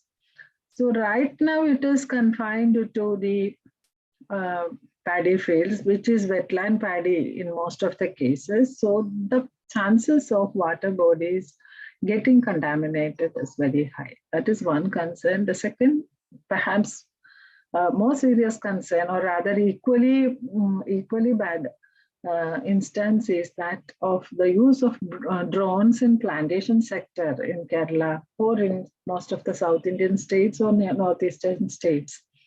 Plantation crops like tea, coffee. In tea, I think they have already started some initial things. Coffee also it is possible, but I don't know. Then it may be extended to rubber or even coconut or all those plantations wherein the impact will be, I mean, the negative impacts will be more pronounced.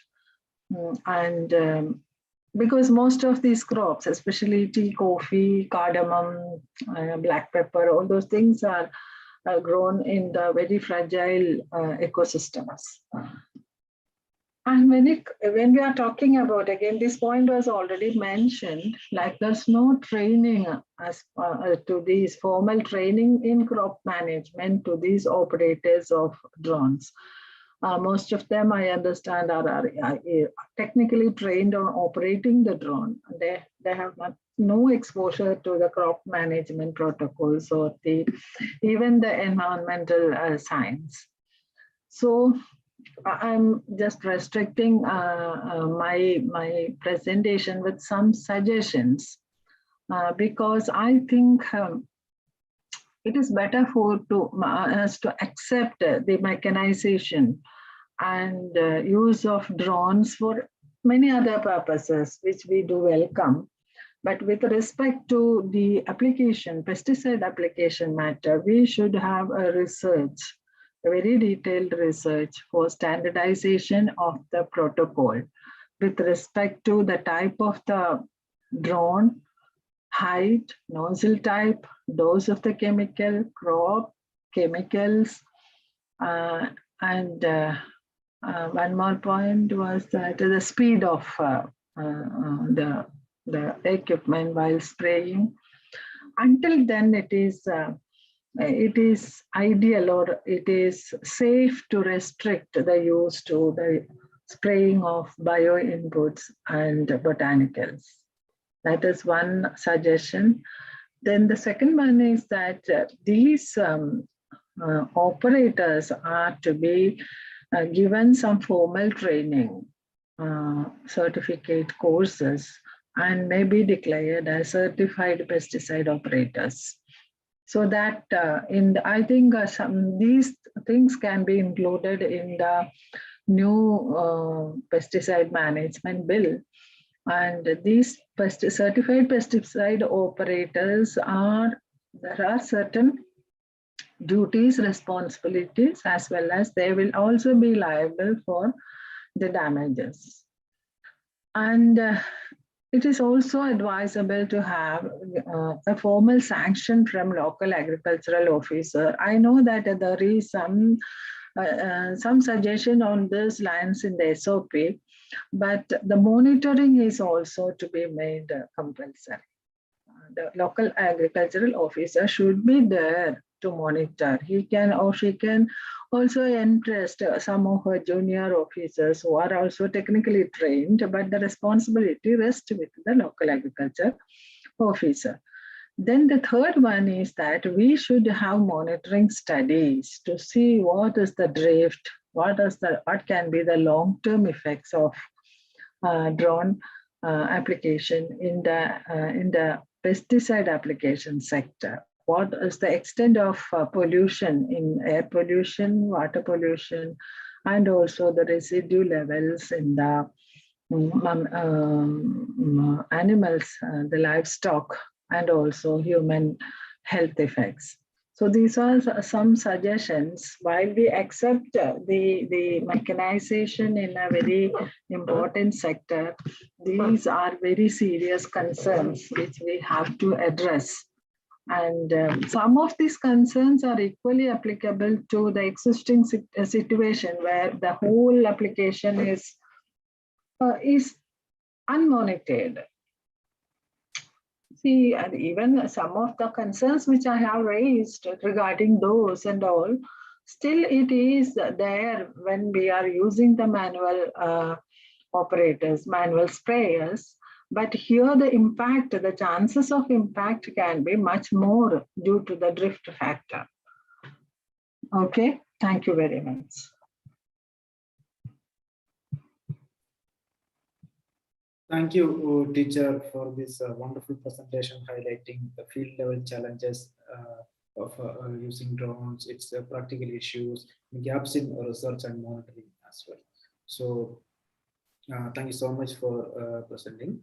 And now I invite the third speaker, Ms. Sarojini Rangam, for presenting. And may I introduce her? Ms. Sarojini Rangam is a zoologist by education and is the executive director of Pesticide Action Network Asia Pacific, which is a regional organization working for a more sustainable farming systems, including the elimination of pesticides and advocate for agroecology. It also works towards advancing food sovereignty and strengthening people's and especially rural women's movements in their assertion of right to land, resources, and livelihoods. Ms. Rangam is also one of the initiators and a committee member of the Asian Rural Women's Coalition, the People's Coalition for Food Sovereignty, and chair of IBON International. May I request Sarojini Rangam to take the floor. Thank you, Dilip, for the introduction. Can you see my PowerPoint? Yes, please make it bigger. Yeah, sure. Is that better? Okay, thank Yes. you. Yeah, thank you, everyone. And thank you, Pan India, for the invitation to this very interesting webinar. And what I also wanted to start off is to look at the pesticide situation at the global level and some of the documentation that we've done very quickly before I go into the impact of drone technology on human health and the environment. We know that the global pesticide use has doubled in the last 20 years, and it's now 60 billion in 2020. And about 2 million tons of pesticides are utilized annually worldwide, but they're expected to increase to 3.5 million tons by the year 2020. So now this is a bit old because they're just compiling the information now. China is the major country, followed by the US and Argentina in terms of pesticide use. But Asia is also increasing. Most are herbicides, followed by insecticide 30%, fungicide 18%, and other types such as rodenticides and nematicides. Demand is increasing in many developing countries, which together account for a quarter of the global pesticide use.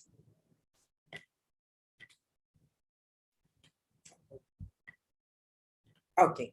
I just also wanted to touch base on looking at the pesticide poisoning. We have an estimated 385 million cases of acute unintentional poisonings every year, mainly occupational, and these include 11,000 deaths. But although they are linked to an increase in chronic disease, these numbers do not include chronic disease, which are cancers, development disorders, and reproductive problems. And this number of 385 million cases of poisonings is a huge increase from the estimated 25 million cases reported in 1990 by WHO. So no one has actually done this, and so PAN and scientists from the PAN network actually pulled this together, and the report is available where they actually systematically looked at the documentation available in many countries. There's also the environmental impacts of pesticides. So you find that declining bee population, it's pose a threat to global agriculture. With the pesticide,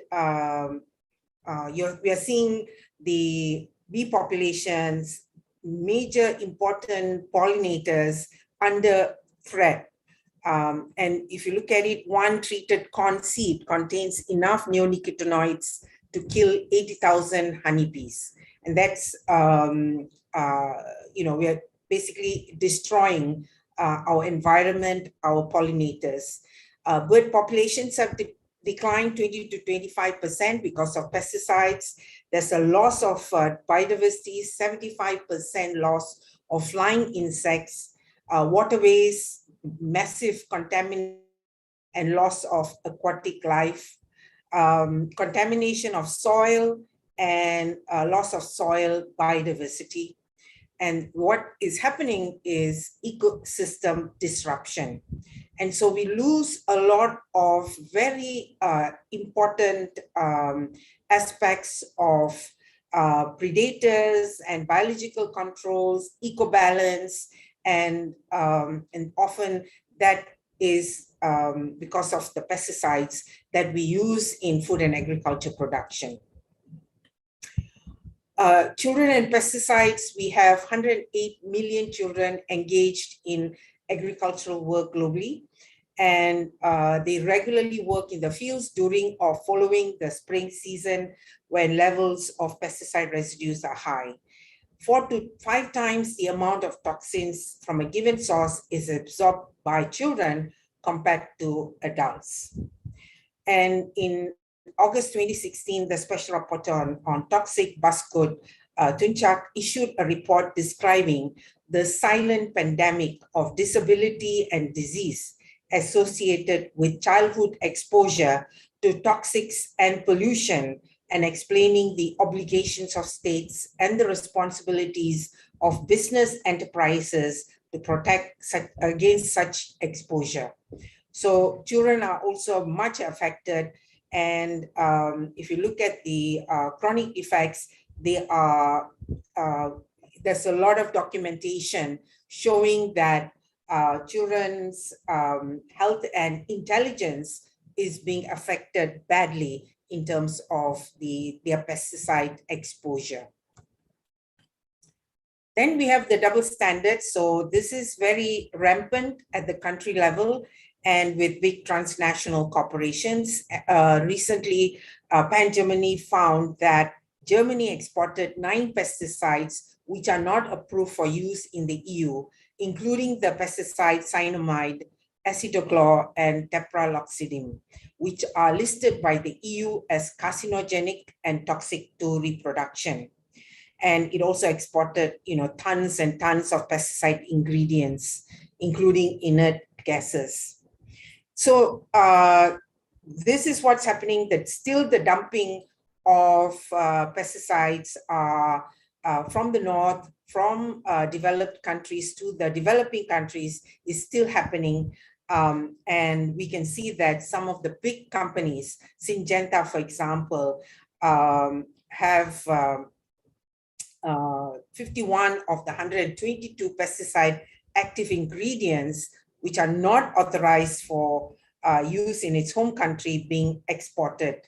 So the double standards continue to be a major problem.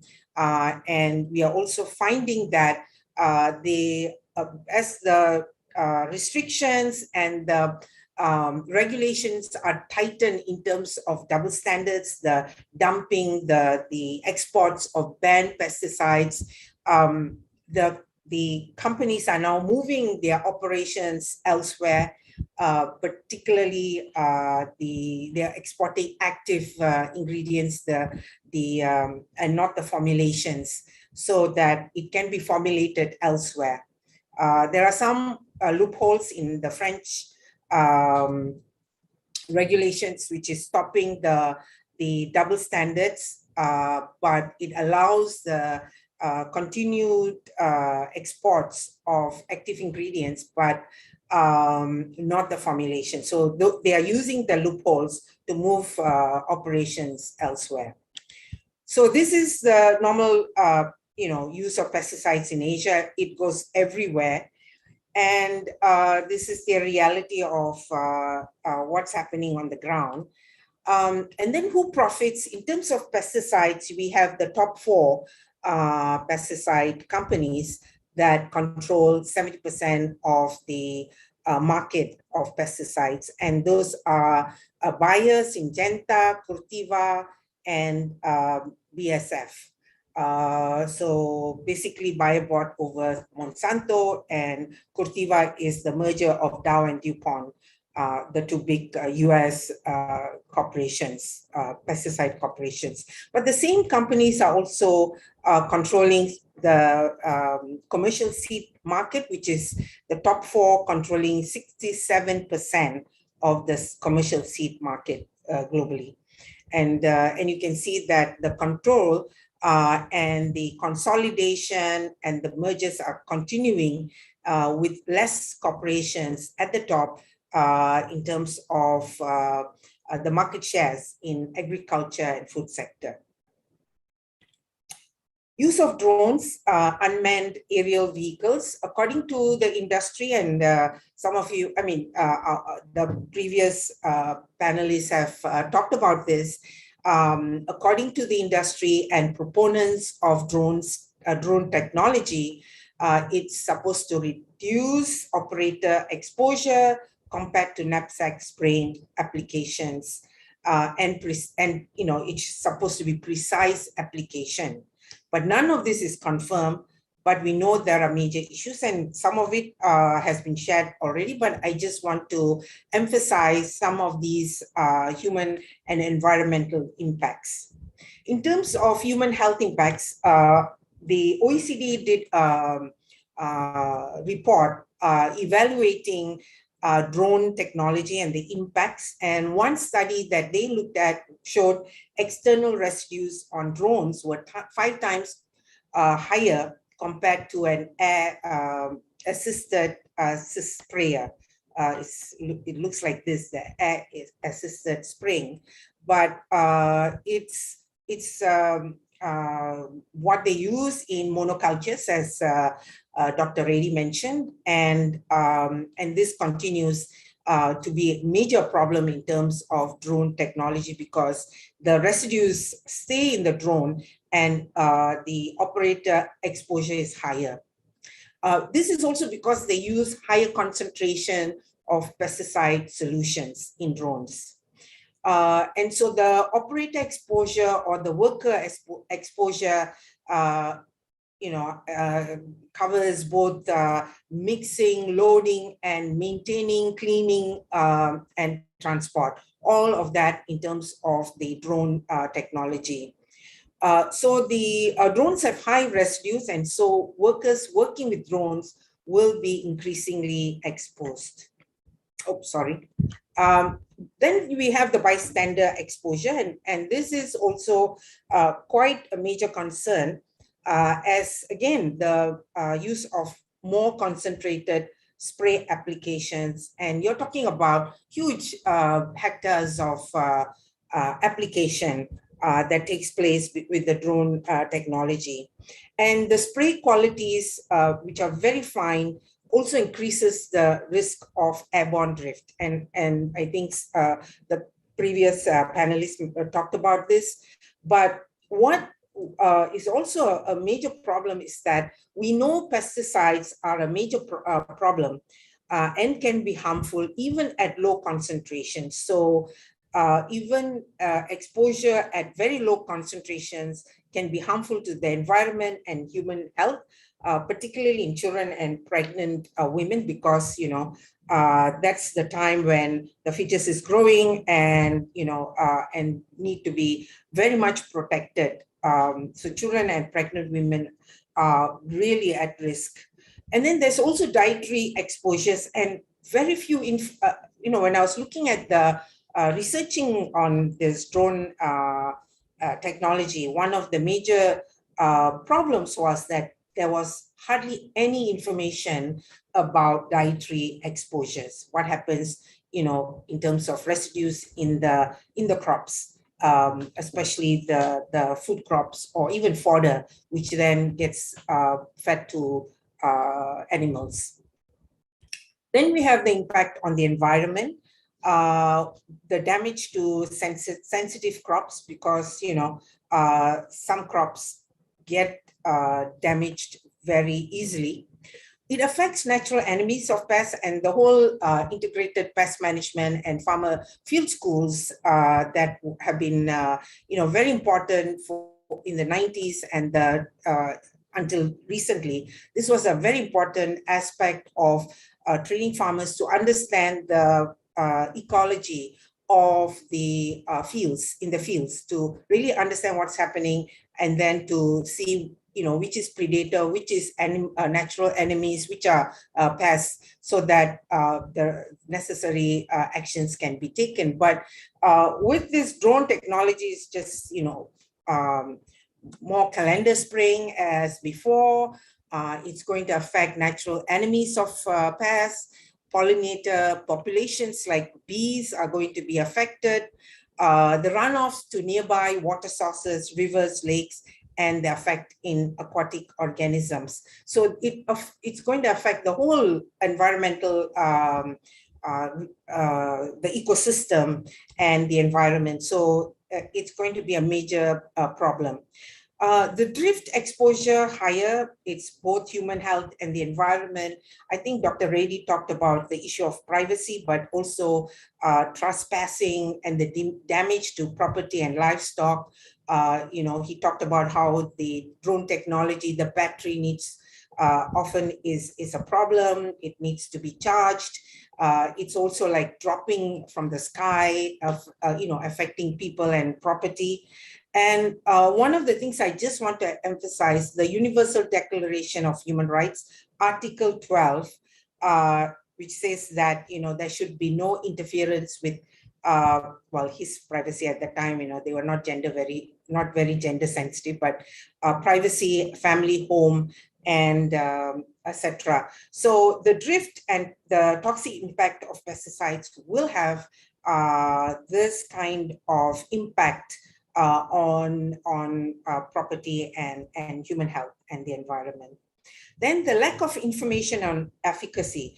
We really don't, there's no real information about how efficient and, what's the kind of effect of this drone. So complete lack of information of what's happening on the ground. So as a result, you have that there's a lack of information and data on drone technology and their impacts. There's a lack of evaluation, and so the regulations are not able to keep up to the this new technology. As the previous panelist was talking about, it's also expensive. It's coming down, but a lot of the technology is still expensive. If you talk about the maintenance, the battery, the and the continued use of this drone technology. So what's happening now is that we also did a bit of, I also did a bit of research on what and who is controlling this drone market. And it's expected to reach US 5.19 billion by 2025, which is a huge, very, what you call fast expansion of sales in terms of the drone.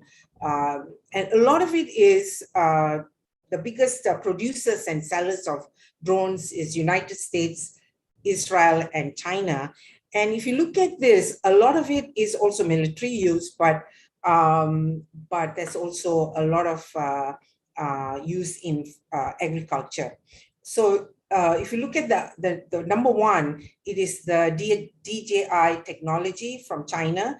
And if you remember when Trump was in power, he also talked about removing China's technology, especially the drone technology, TikTok and all the other things.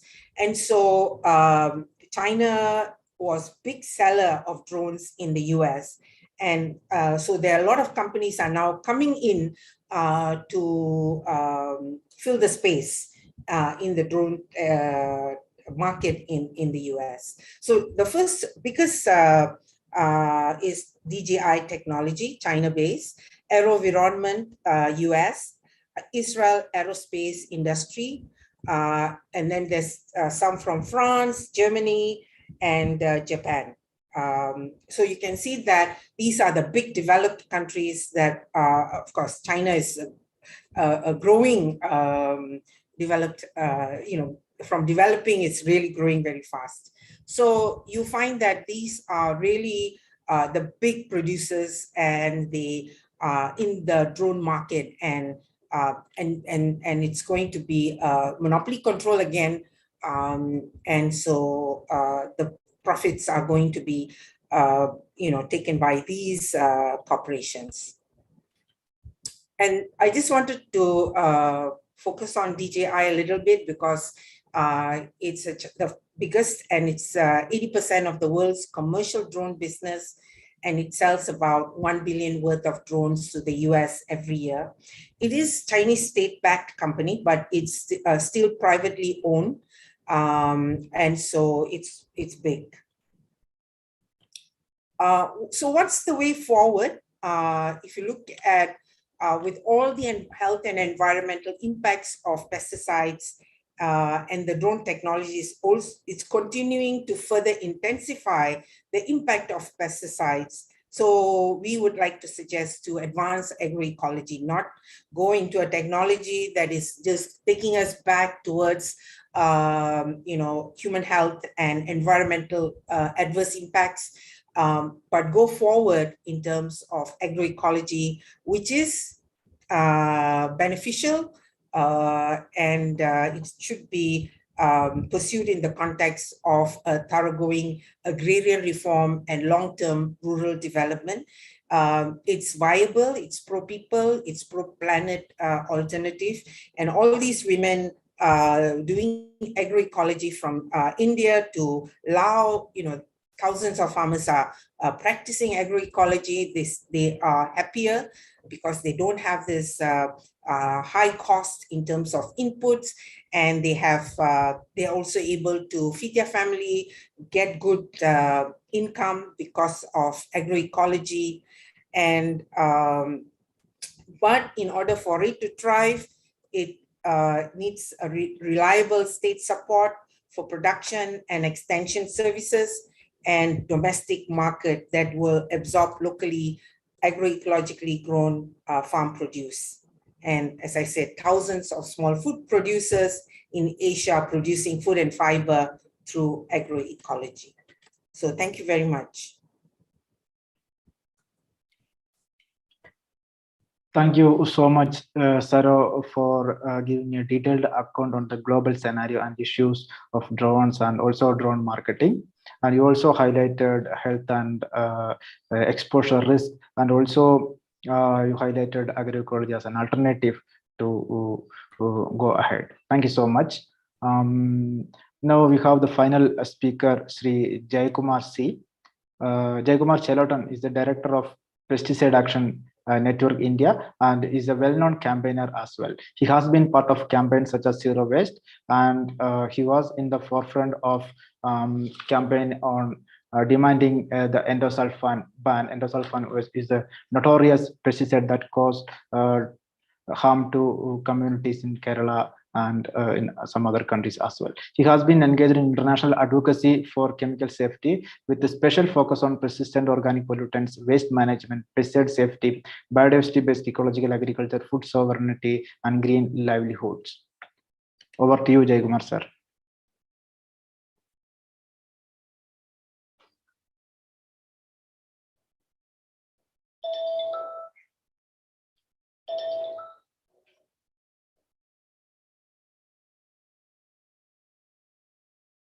Sir, can you make it full screen, I think?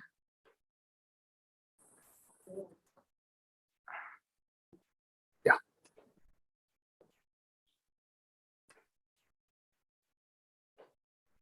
Is it okay? Yeah, perfect. Okay. Thank you, Dilip, and happy that no, I think there is some problem in my presentation. Oh. Dilip, is it running on its own or is it running on my queue? Ah. Sorry.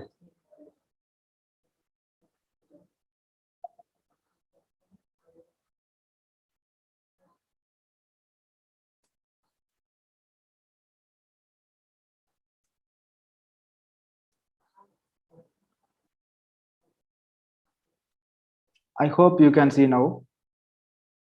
Yeah. So, am I sharing or you're sharing? I just shared it for you. Okay. Okay. So I'll stop my sharing. Okay. Yeah. So I can't see Dilip. If you're just sharing, please. Yeah. Okay. I think. So I think. Sorry for the confusion in the last minute. I will close in another 4 or 5 minutes because I have a very short presentation. So when we talk about aerial spraying, this helicopter spray and the whirlwind of pesticide trail it is leaving, and visually you can see how it is impacting. Next, please, Dilip. See, we all talk about, like my previous speakers also said about this cost. This is not about drones, this is about the helicopter spraying. In Kerala, we had this infamous issue of endosulfan spray in Kasaragod. Over the years, probably in the 20-24 years of spraying, the government might have saved some money. But today, there are issues which the state government is facing, which the central government is facing, and which is the corporation which sprayed in pesticide in Kasaragod is facing. One is the National Human Rights Commission has taken its final position that pesticide spraying by air violated individual human rights. So it just ordered a compensation of interim compensation of 5 lakhs as a initial compensation. So this order was in 2011 and the amount was not paid. But there was a Supreme Court direction, and now finally in the last 1 month, the district collector and the state government has put their best efforts to clear 95% of the due amount, which is roughly about 20.6 million rupees paid in cash compensation. And imagine the kind of money which the state has to spend for rehabilitation treatment and the whole related kind of cost from 2006. So mostly we see in silos. We see in silos of saving some man labor hours, and we say that it is cheap, which is not actually cheap. There is a larger cost. This is not including the failures in ecosystem services. This is not including the personal damages caused by the people. This is just the simple compensation by the Human Rights Commission plus the cost spent by the government to meet the medical expenses.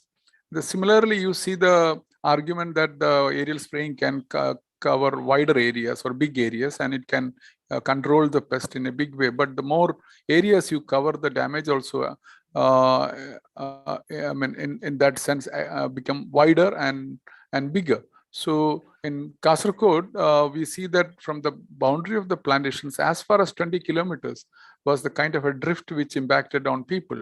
And the same thing, it impacted the production of both commercial plantation corporation and the crops in the homes, and primarily because there was a huge collapse in honeybee population. So mostly the issues of cost and advantages when we talk may come from isolated statements or isolated perceptions, or a small claim by the industry, which is not, as Dr. Indira Devi correctly said, which is not thoroughly researched or verified and validated. Next, please. In terms of aerial spraying, this is a very old published paper in 1995, which says that less than 0.1% of pesticide applied for pest control reached their target. This is during the spraying of DDT for controlling the moths in those times, gypsy moths.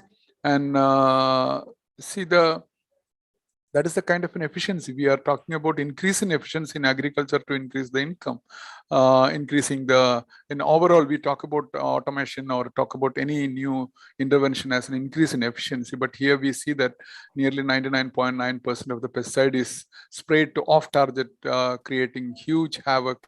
And the living example is what we see in Kasaragod. So it caused damages to public health. It can kill the beneficial biota. It contaminate the soil, water, and I don't want to get into details because my previous speakers already gone into that. Next, please.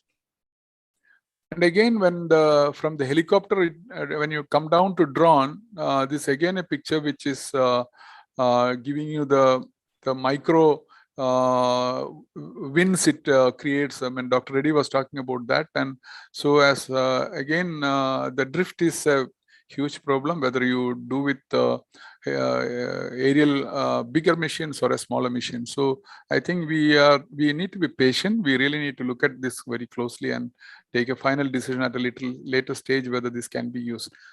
Dilip, next. Certainly very few slides. I think one of the core issue which I really want to bring attention of all is that since 1962, after publication of Silent Spring, we are talking about problems of pesticides. But the progress seems very slow.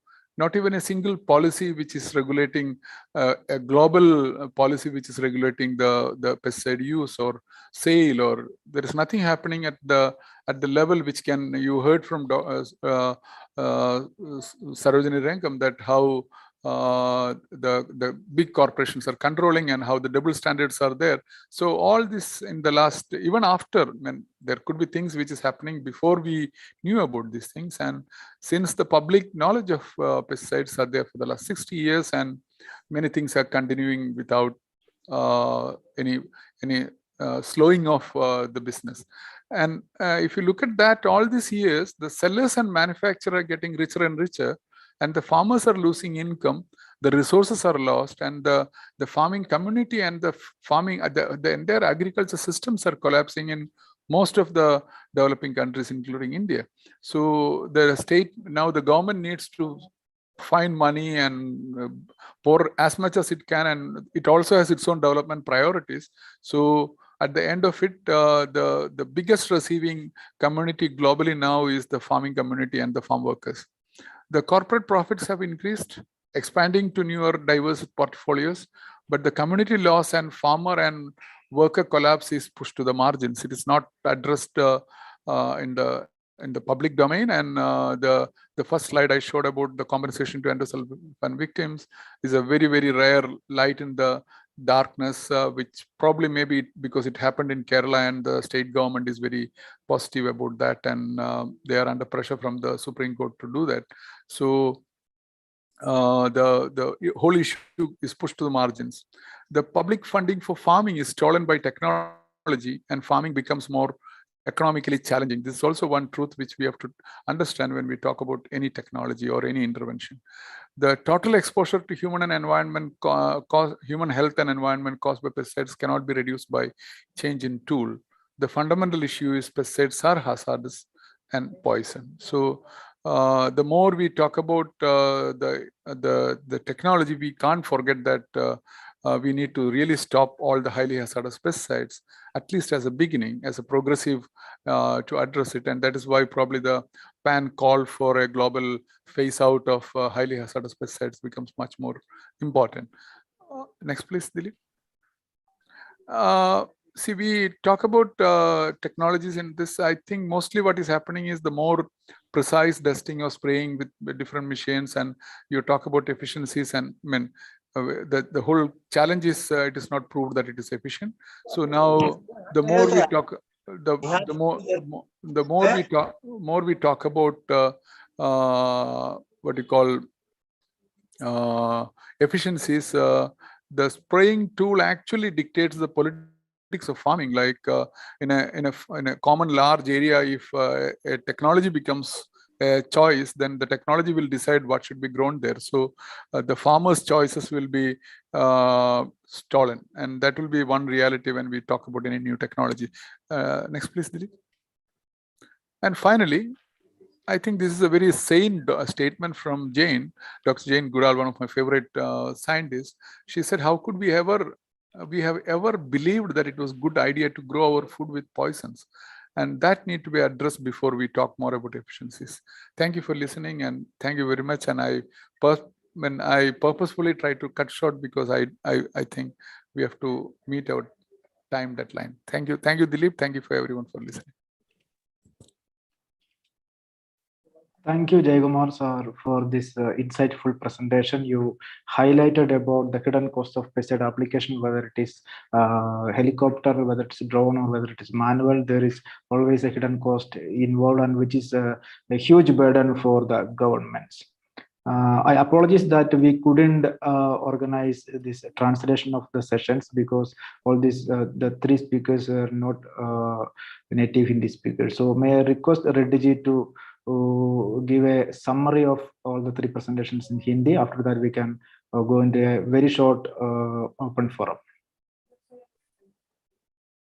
I'm not sure it is required, but anyway, that was a promise. So I think Dr. Indra Devi was mentioning about the need for more research, because the preliminary research or whatever level of research which is happening right, sorry, Hindi, okay.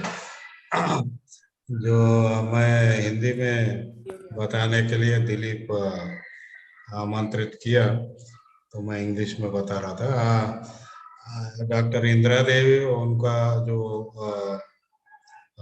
Research है उनके बारे में बता रहे थे कि वो लोग ये ड्रोन स्प्रेइंग के ऊपर थोड़ा बहुत रिसर्च कर चुके हैं, और उसमें जो मुद्दे आए हैं वो सामने, वो मैं जो बात कर रहा था वो उनका वही मुद्दों का जिक्र उन्होंने किया है. और जो सरकार जो स्टैंडर्ड ऑपरेटिंग प्रोसीजर्स लाया, उसमें स्टैंडर्ड्स लाने का जरूरी है. और उनका बात यह है कि वो लोग केरला एग्रीकल्चर यूनिवर्सिटी सरकार को रिकमेंडेशन दिया है कि अभी पेस्टिसाइड्स का बात मत करो, अब ड्रोन के जरिए आप माइक्रो न्यूट्रिएंट्स या और कुछ स्प्रेड करें तो अच्छा है, क्योंकि अभी बहुत कुछ रिसर्च करना है, स्टैंडर्डाइजेशन करना है, प्रामाणिकता निकालना है इसमें. और उनका मानना है कि ये यांत्रिकरण जो हो रहा है ये जरूर होता रहता है, क्योंकि वो जरूरी लगता है। अब इसमें जो कॉस्ट है, जो उसके लिए जो जितना खर्चा होता है वो खर्चा यांत्रिकरण से कम होने का आशंका जो है वो तो है ही है। तो इसलिए ये ड्रोन का इस्तेमाल जो खेत में हो रहा है उसमें जहाँ जरूरत हो वहाँ अभी तो यूज करें, लेकिन पेस्टिसाइड स्प्रेइंग में रिसर्च के बाद उस टाइम पे और रिसर्च के जरिए करना चाहिए बोल के उनका बात था। तो सरोजनी रंगम जी उन्होंने मलेशिया में रहते हैं, उनका बात पूरा ग्लोबल लेवल पे जो उनका रिसर्च था वो उनका प्रेजेंटेशन बताया कि पहले तो उन्होंने बताया कि पेस्टिसाइड पॉइजनिंग से जो हर साल अभी ड्रोन या है या ड्रोन के पहले ही हर साल जो कम से कम 35 लाख लोग इससे इसके बारे में इससे उनका सेहत बिगड़ जा रहा है और 11,000 लोग मर रहे हैं हर साल। और जो 1990 में 25 मिलियन था वो अभी 385 मिलियन हो गया, ये पेस्टिसाइड पॉइजनिंग का एक्सपोजर से। तो ये बढ़ रहा है, ये बढ़ना अच्छा नहीं है, क्योंकि लोग किसान या ग्रामीण प्रांत में लोग उसका प्रभाव उनके ऊपर पड़ रहा है और बच्चों के ऊपर भी खासकर उनका ऊपर भी इसका प्रभाव दिख रहा है। और जो ये अभी जो आंकड़े हैं ये सिर्फ जो इफेक्ट हुआ है, लेकिन जो कैंसर है और जो भी दीर्घकाल रोग जो आते हैं उसका आंकड़े अभी नहीं है, लेकिन पेस्टिसाइड से ये पूरा आता बोल के उन्होंने बताया। और वो ड्रोन के बारे में ड्रोन से जो अभी रिसर्च है वो तो बहुत कम हुआ है, लेकिन ड्रोन लाने के लिए बड़े बड़े कंपनियां आगे आ रहे हैं। अभी जो मार्केट है ड्रोन मार्केट वो चाइना का सबसे बड़ा कंपनी है और बाकी के ज़्यादातर यूएस के कंपनी है, अमेरिका कंपनी है, इजराइल के कंपनी, जापान, जर्मनी के। तो सबसे बड़ा कंपनी है चाइना का है, वो ड्रोन मार्केट में 80% उसका शेयर है। तो ये बहुत बड़ा कंपनी है और ये कंपनियां पूरे मार्केट को अपना कंट्रोल में रखने के लिए उनका सरकार के नीतियों को इन्फ्लुएंस कर रहे हैं बोल के उन्होंने बताया। जय कुमार जी तो ये जो अनुभव है केरला में एंडोसल्फान एरियल स्प्रेइंग 1985 से हो रहा था, उसका जो असर हुआ, उसका प्रभाव जो हुआ उसे आज केरला सरकार बहुत खर्चा करना पड़ रहा है।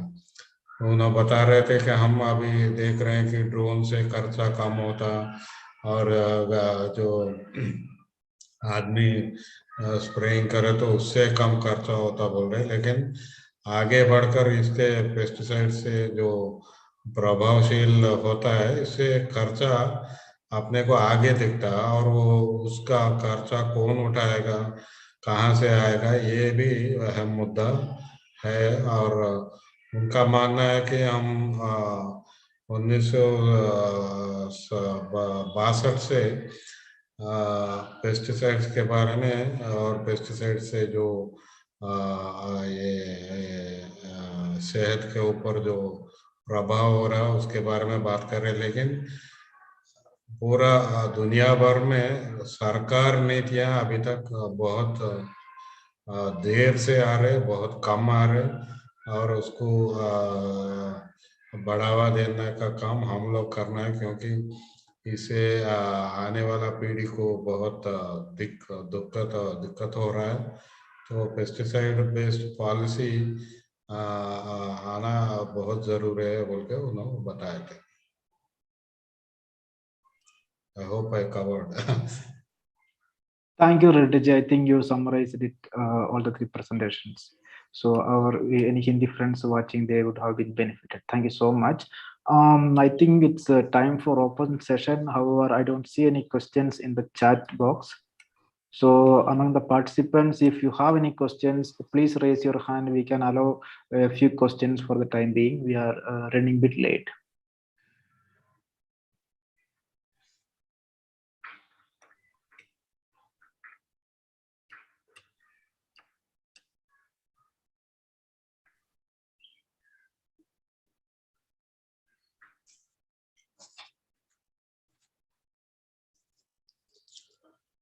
I think before questions come, maybe I'll just add a few points, if at all. You think we can do that, or Dilip? Yeah, of course we can do that, and I don't see any hands raised or any questions in the box. So maybe you can Okay, add a few points. Anant is raising a hand. Yeah, yeah, okay. Hi, Narasimha Garu. Thank you very much. My question was yesterday, Syngenta was given approvals for fungicide sprays, 2 fungicide sprays. Now, I mean, they're saying they're Syngenta India, but Syngenta is now a Chinese government company. So is there any concerns anywhere? I mean, what is going on? I mean, I don't understand this. No, this Make in India, in fact, yesterday I've seen data which says in the last 5 years, when even Make in India slogan has come, even during that time, our imports from China have doubled and tripled. So it's almost 62%. It has increased by 62%, and our exports to China have risen by only 0.61%. So this government, when it says "Make in India" and we will free ourselves from China imports, I think they are not following what they are saying. So that's there. And in pesticides, of course, this issue is there. Where foreign multinational companies, they are trying to take control of Indian markets, and government regulation in fact is helping such increase in the shares of the MNCs by bringing ease of market, ease of pesticide registrations.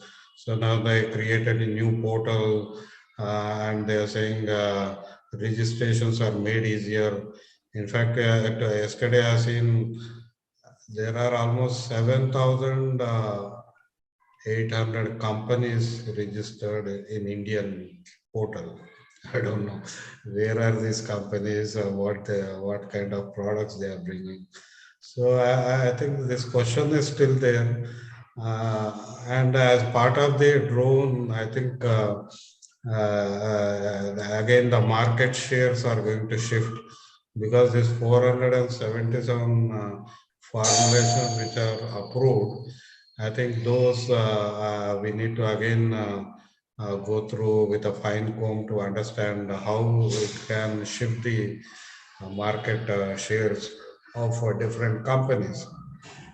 So right now, government is not interested in this foreign deshi, all these kind of discussions.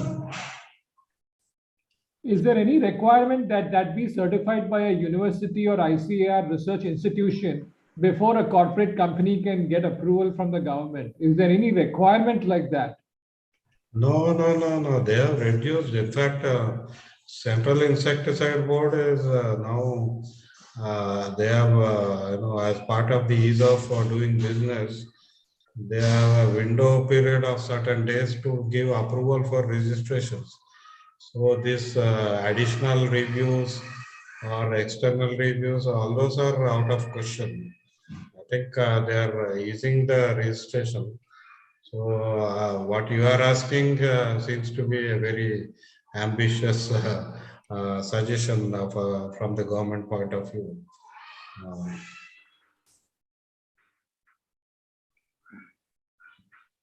Thank you so much. Any more questions from the participants? No, even while someone asked, my point, I thought because between this translation Hindi, English, some of the thoughts I lost. I thought the main point which I could, get from whatever analysis I did is eventually, like we have seen seeds where seeds, until 2002, it was public seed system in India, where sharing and bartering and reuse was very free. After 2002, with the introduction of BT cotton, gradually, I think that the atmosphere of seed quality, control, sovereignty is being lost. So I feel drone based aerial spraying of pesticides is also one of the paths which are going to, disposes Indian farmers of, sovereignty in various ways. Like one is the package, as I mentioned. When you're looking at the SOP, eventually they'll tell you because drones have to do precision agriculture, and this precision agriculture requires monocultures. So they're going to introduce a package, a financial package, which make drone usage compulsory. So basically using the argument that drones are efficient in delivering pesticide spray and plant protection. So I think there are several pathways I can see where this disposition is going to happen. So I feel it's not just, we cannot just talk about drone technology and the efficacy or efficiency of pesticide spraying or plant protection. Of course, the entire agroecology rejects this usage of these methods at all. But then the other point is where we are looking at the disempowerment process which these drones are doing. Already we have seen how farmers, at least they had some place in the central insecticide board. Even that is now lost, so the consultation, they are completely excluded. So we can see that this imposition coming through precision agriculture, that's what they're saying. Drone is a representative of precision agriculture in India. So I think we need to be cautious, and we need to be monitoring this situation. And I hope all the participants are going to join me in building pressure on the government to negate this approach of the government, and we need to curtail the speed with which the government is moving on this. Yeah, Reddy, I think there are one question in the chat box, which is what is the forward given that there are so many concerns, and what is that PAN is proposing? And along with that, there is a comment: is there a way to bring forward all these concerns to the government and the notifications get reversed? What Jayan mentioned as farmers' choice being dictated by technology is extremely concerning. Maybe Dr. Reddy or Sarojini can address this. I can, if once Jayan or sorry, Jayan is left because he has another meeting, okay. because we are running short, and also Dr. Indra also left because she has to join another meeting. I'll answer Indian context. Maybe Sarojini can add, because she also has a fair understanding of Asia. Already we have brought all these concerns to the attention of the government. As I mentioned, only because of the pressure we built, they now brought a SOP. Otherwise, I think DGCA would have given a blanket permission to drone operators without even involving Central Insecticide Board. But that's not enough. I think we all need to come together. Basically, one is increasing our own knowledge of what is happening, and then through that process, bringing more people to a campaign which can try to stop the government from pushing this as a solution for increasing yields in India. So we need to come together, we need to act together, and we need to push agroecological solutions. Saru, please. I think for Asia, I mean, it's very clear. We have been having a series of campaigns to call for a phase out of the highly hazardous pesticides and to replace them with agroecology. One of the things that is happening is that FAO is now moving towards all this kind of technologies. In fact, they are promoting this drone technology and all the what do you call mobile application technologies. And one of the things that we are seeing is that there is a toxic alliance, FAO and CropLife. And CropLife, as you know, is the club of big producers that includes Bayer, Syngenta, and other big TNCs, and Curtiva. Yeah. So this toxic alliance is very dangerous because it's really promoting, FAO is, in a way promoting, a collaboration with these big pesticide companies. And we have done a big campaign to say, stop this toxic alliance. And we have about 200,000 signatures with individual signatures with 350 CSOs, NGOs signing on to this. It's a global campaign, and we have delivered it to FAO. And they're having some discussions on conflict of interest and FAO's conflict of interest. So that's one big campaign. The other campaign is protect our children from toxic pesticides. As I mentioned, children are very much exposed and it's affecting their health and their intelligence. And we're talking about our future generations. So I think that's very important as Asia, as global, that we take on all these, and support these campaigns that are really talking about moving away from these pesticides.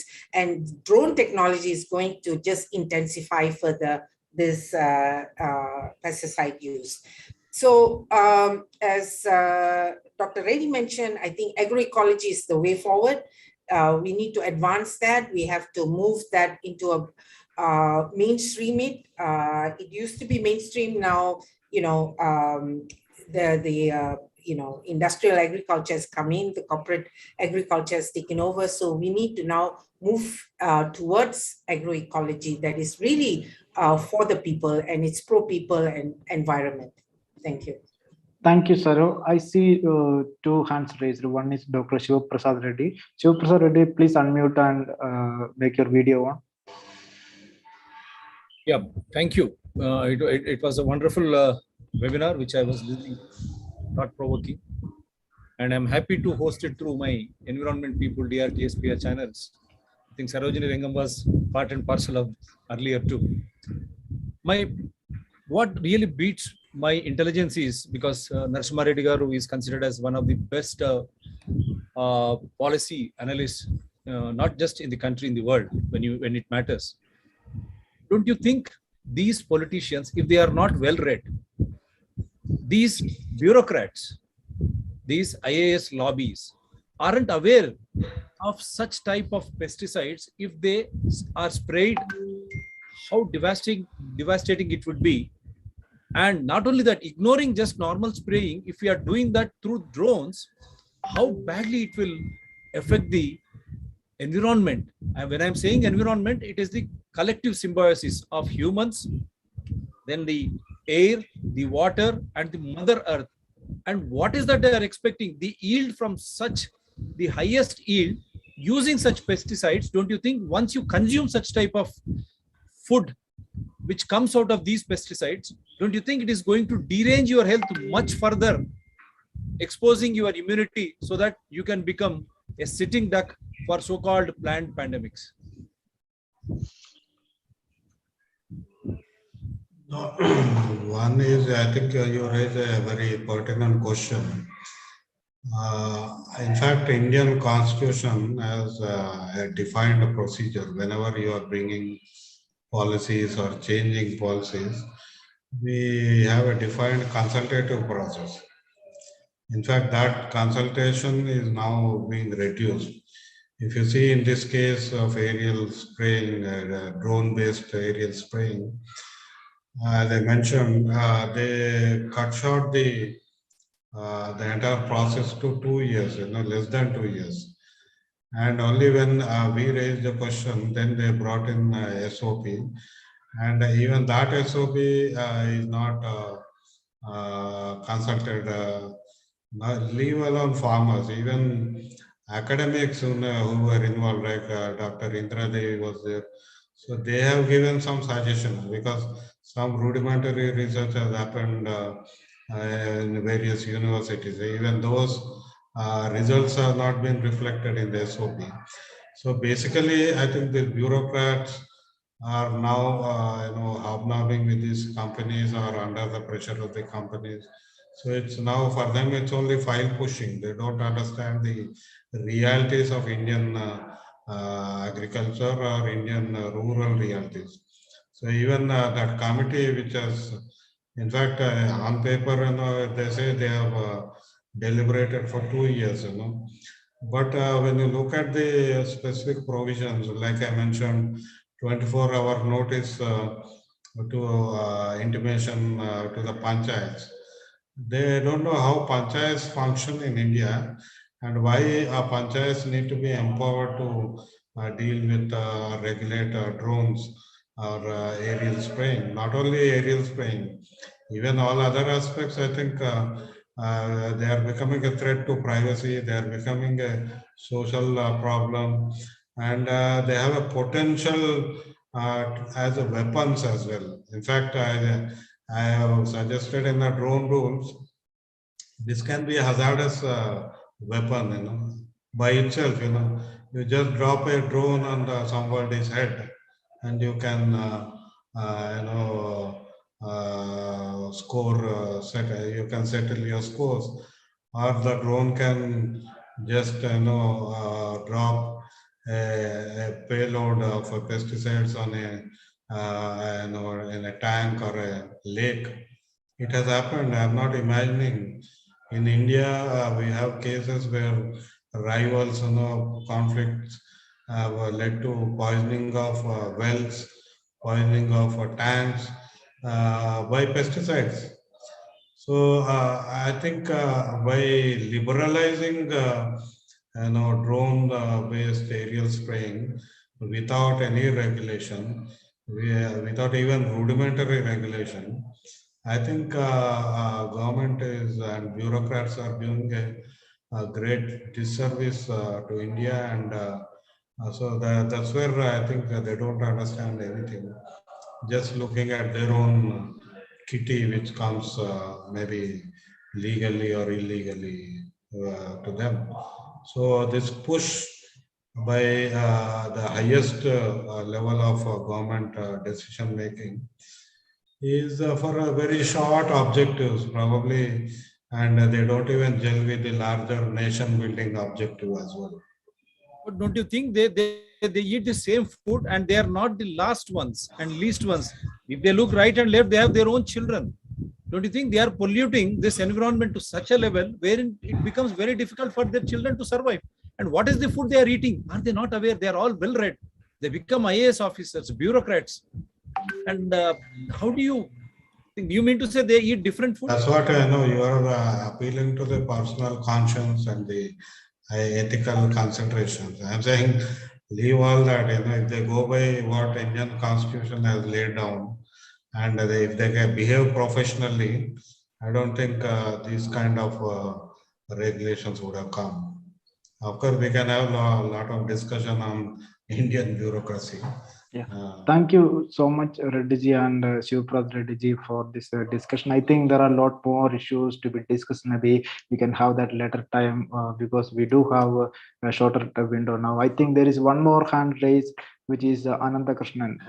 Can you comment in a few words? Yeah, just wanted to add a couple of things which might have been left out. One was there are a lot of schemes coming to institutions like Krishi Vigyan Kendras. The government is giving 10 lakhs to buy a drone. But unfortunately, a lot of these institutions are located in remote places. And if you send a 10 lakh piece of equipment, it's going to malfunction. So who's going to maintain that? I mean, is this going to sit in the wall and be a tourist attraction? Eventually. So there goes 10 lakhs in the drain. Because I talk to a lot of institutions and they're like, okay, we like it, but who's going to maintain it? What if something goes wrong? We don't have the skill set. We don't have the time. So that is one of the points that we need to be looking closely, because a lot of these institutions are going to end up with very expensive equipment. And initially, when all these equipment are new, there are going to be failures and malfunction, obviously, till people come to an equilibrium. So this is something that came up in our discussions in remote places, and we visited institutions asking them about these schemes, because everybody and their aunt is applying for these schemes now. It's quite lucrative schemes right now. The government is doling out money to buy a drone. Second point was the economic viability of the small entrepreneur to operate a drone throughout the year. That is still not there. So I think what we'll see is eventually big companies just renting out drones in their name and throwing their pesticide out there as offering as a service, because the economic viability of something, an activity throughout the year, it's just not there, because there are only 2 growing seasons, unless you do it for vegetables or whatever. So that is also a big question mark that is hanging out, because they keep saying village level entrepreneur can make 30,000 rupees a month. But what is he or she going to do when the season is not there? And you're not spraying throughout the season. So the drone is going to be sitting on the shelf, no income. So, so that also needs to be scrutinized very closely and see which way this is going, that big companies are going to end up renting this as a service. And then they're not going to, what are the liabilities then? Just wanted to, throw these 2 points out. Totally agree with Narasimha Garu about rural police. Rural police is already handling fintech scams. They don't need agtech scams. I mean, fintech scams are already completely, it's going so crazy that people are getting swindled left and right. Now you're throwing another scams at the rural police. So I'm totally with you, Narasimha Garu, that I'm completely scared what, with all these antisocial elements and this as an object that can be used to settle scores. So I'm with you on that. That is very concerning for me right now. I'll stop here. Thank you very much. Thank you, Ananda Krishna. And maybe if there are any final remarks from Dr. Reddy and Ms. Sarojini Rangam, please. No, I have only request all the participants and maybe through them, their friends and everyone to join, because we are rejecting drone-based aerial pesticide spraying completely. So all other arguments which we are discussing only reinforce our conclusion that this does not work in India, but of course everywhere. We know in, of course, the agriculture pesticide itself has created havoc rather than a solution for a food crisis or climate change crisis. So I think all of you should join and join us, and I can share the contents of our comments and the letters. Maybe we can do a sign on and bring pressure on the government to stop promoting aerial pesticide spraying through drones. I think we need to work on that. Thank you for joining, sitting so far. I think through your efforts, we are going to progress on this as well. Thank you, Reddy ji. Saro, please. Yeah, thank you also to all the participants and the panelists. I think it was a very good webinar. Yes, I agree with Dr. Reddy. We should join hands, fight this drone technology, which will only make life more difficult because of the impact on human health and the environment due to pesticides. I mean, it's crazy to think that, drone technology can help maintain food security or to, have food sovereignty. It's not going to happen. It's only going to make it worse. Farmers are going to be continue to be miserable, impacted by these pesticides, but also they don't have that income that they are promised. So thank you very much, and please join us. Thank you, Saro. I think we have come to a good end of this webinar, and I would like to thank the panelists, Dr. Narasimha Reddy, Dr. Indira Devi, Ms. Sarojini Rangam, and Sri Jayakumar for joining the webinar and making the presentations. I also thank all the participants who were part of this 2.5 hours. This bit longer than expected. Anyway, thank you so much for joining the webinar and taking part in the discussions. So we will just end the discussion for the time being. We will continue to engage more in the coming days, because drone is a kind of dangerous technology being pushed towards the agriculture sector, and in India especially, it is not being discussed in the parliament. There is no legislative backup to support or to regulate the process of drone application. It has not been part of the pesticide management bill as well, which is a bit worrying situation for all of us in India. Thank you so much. Have a good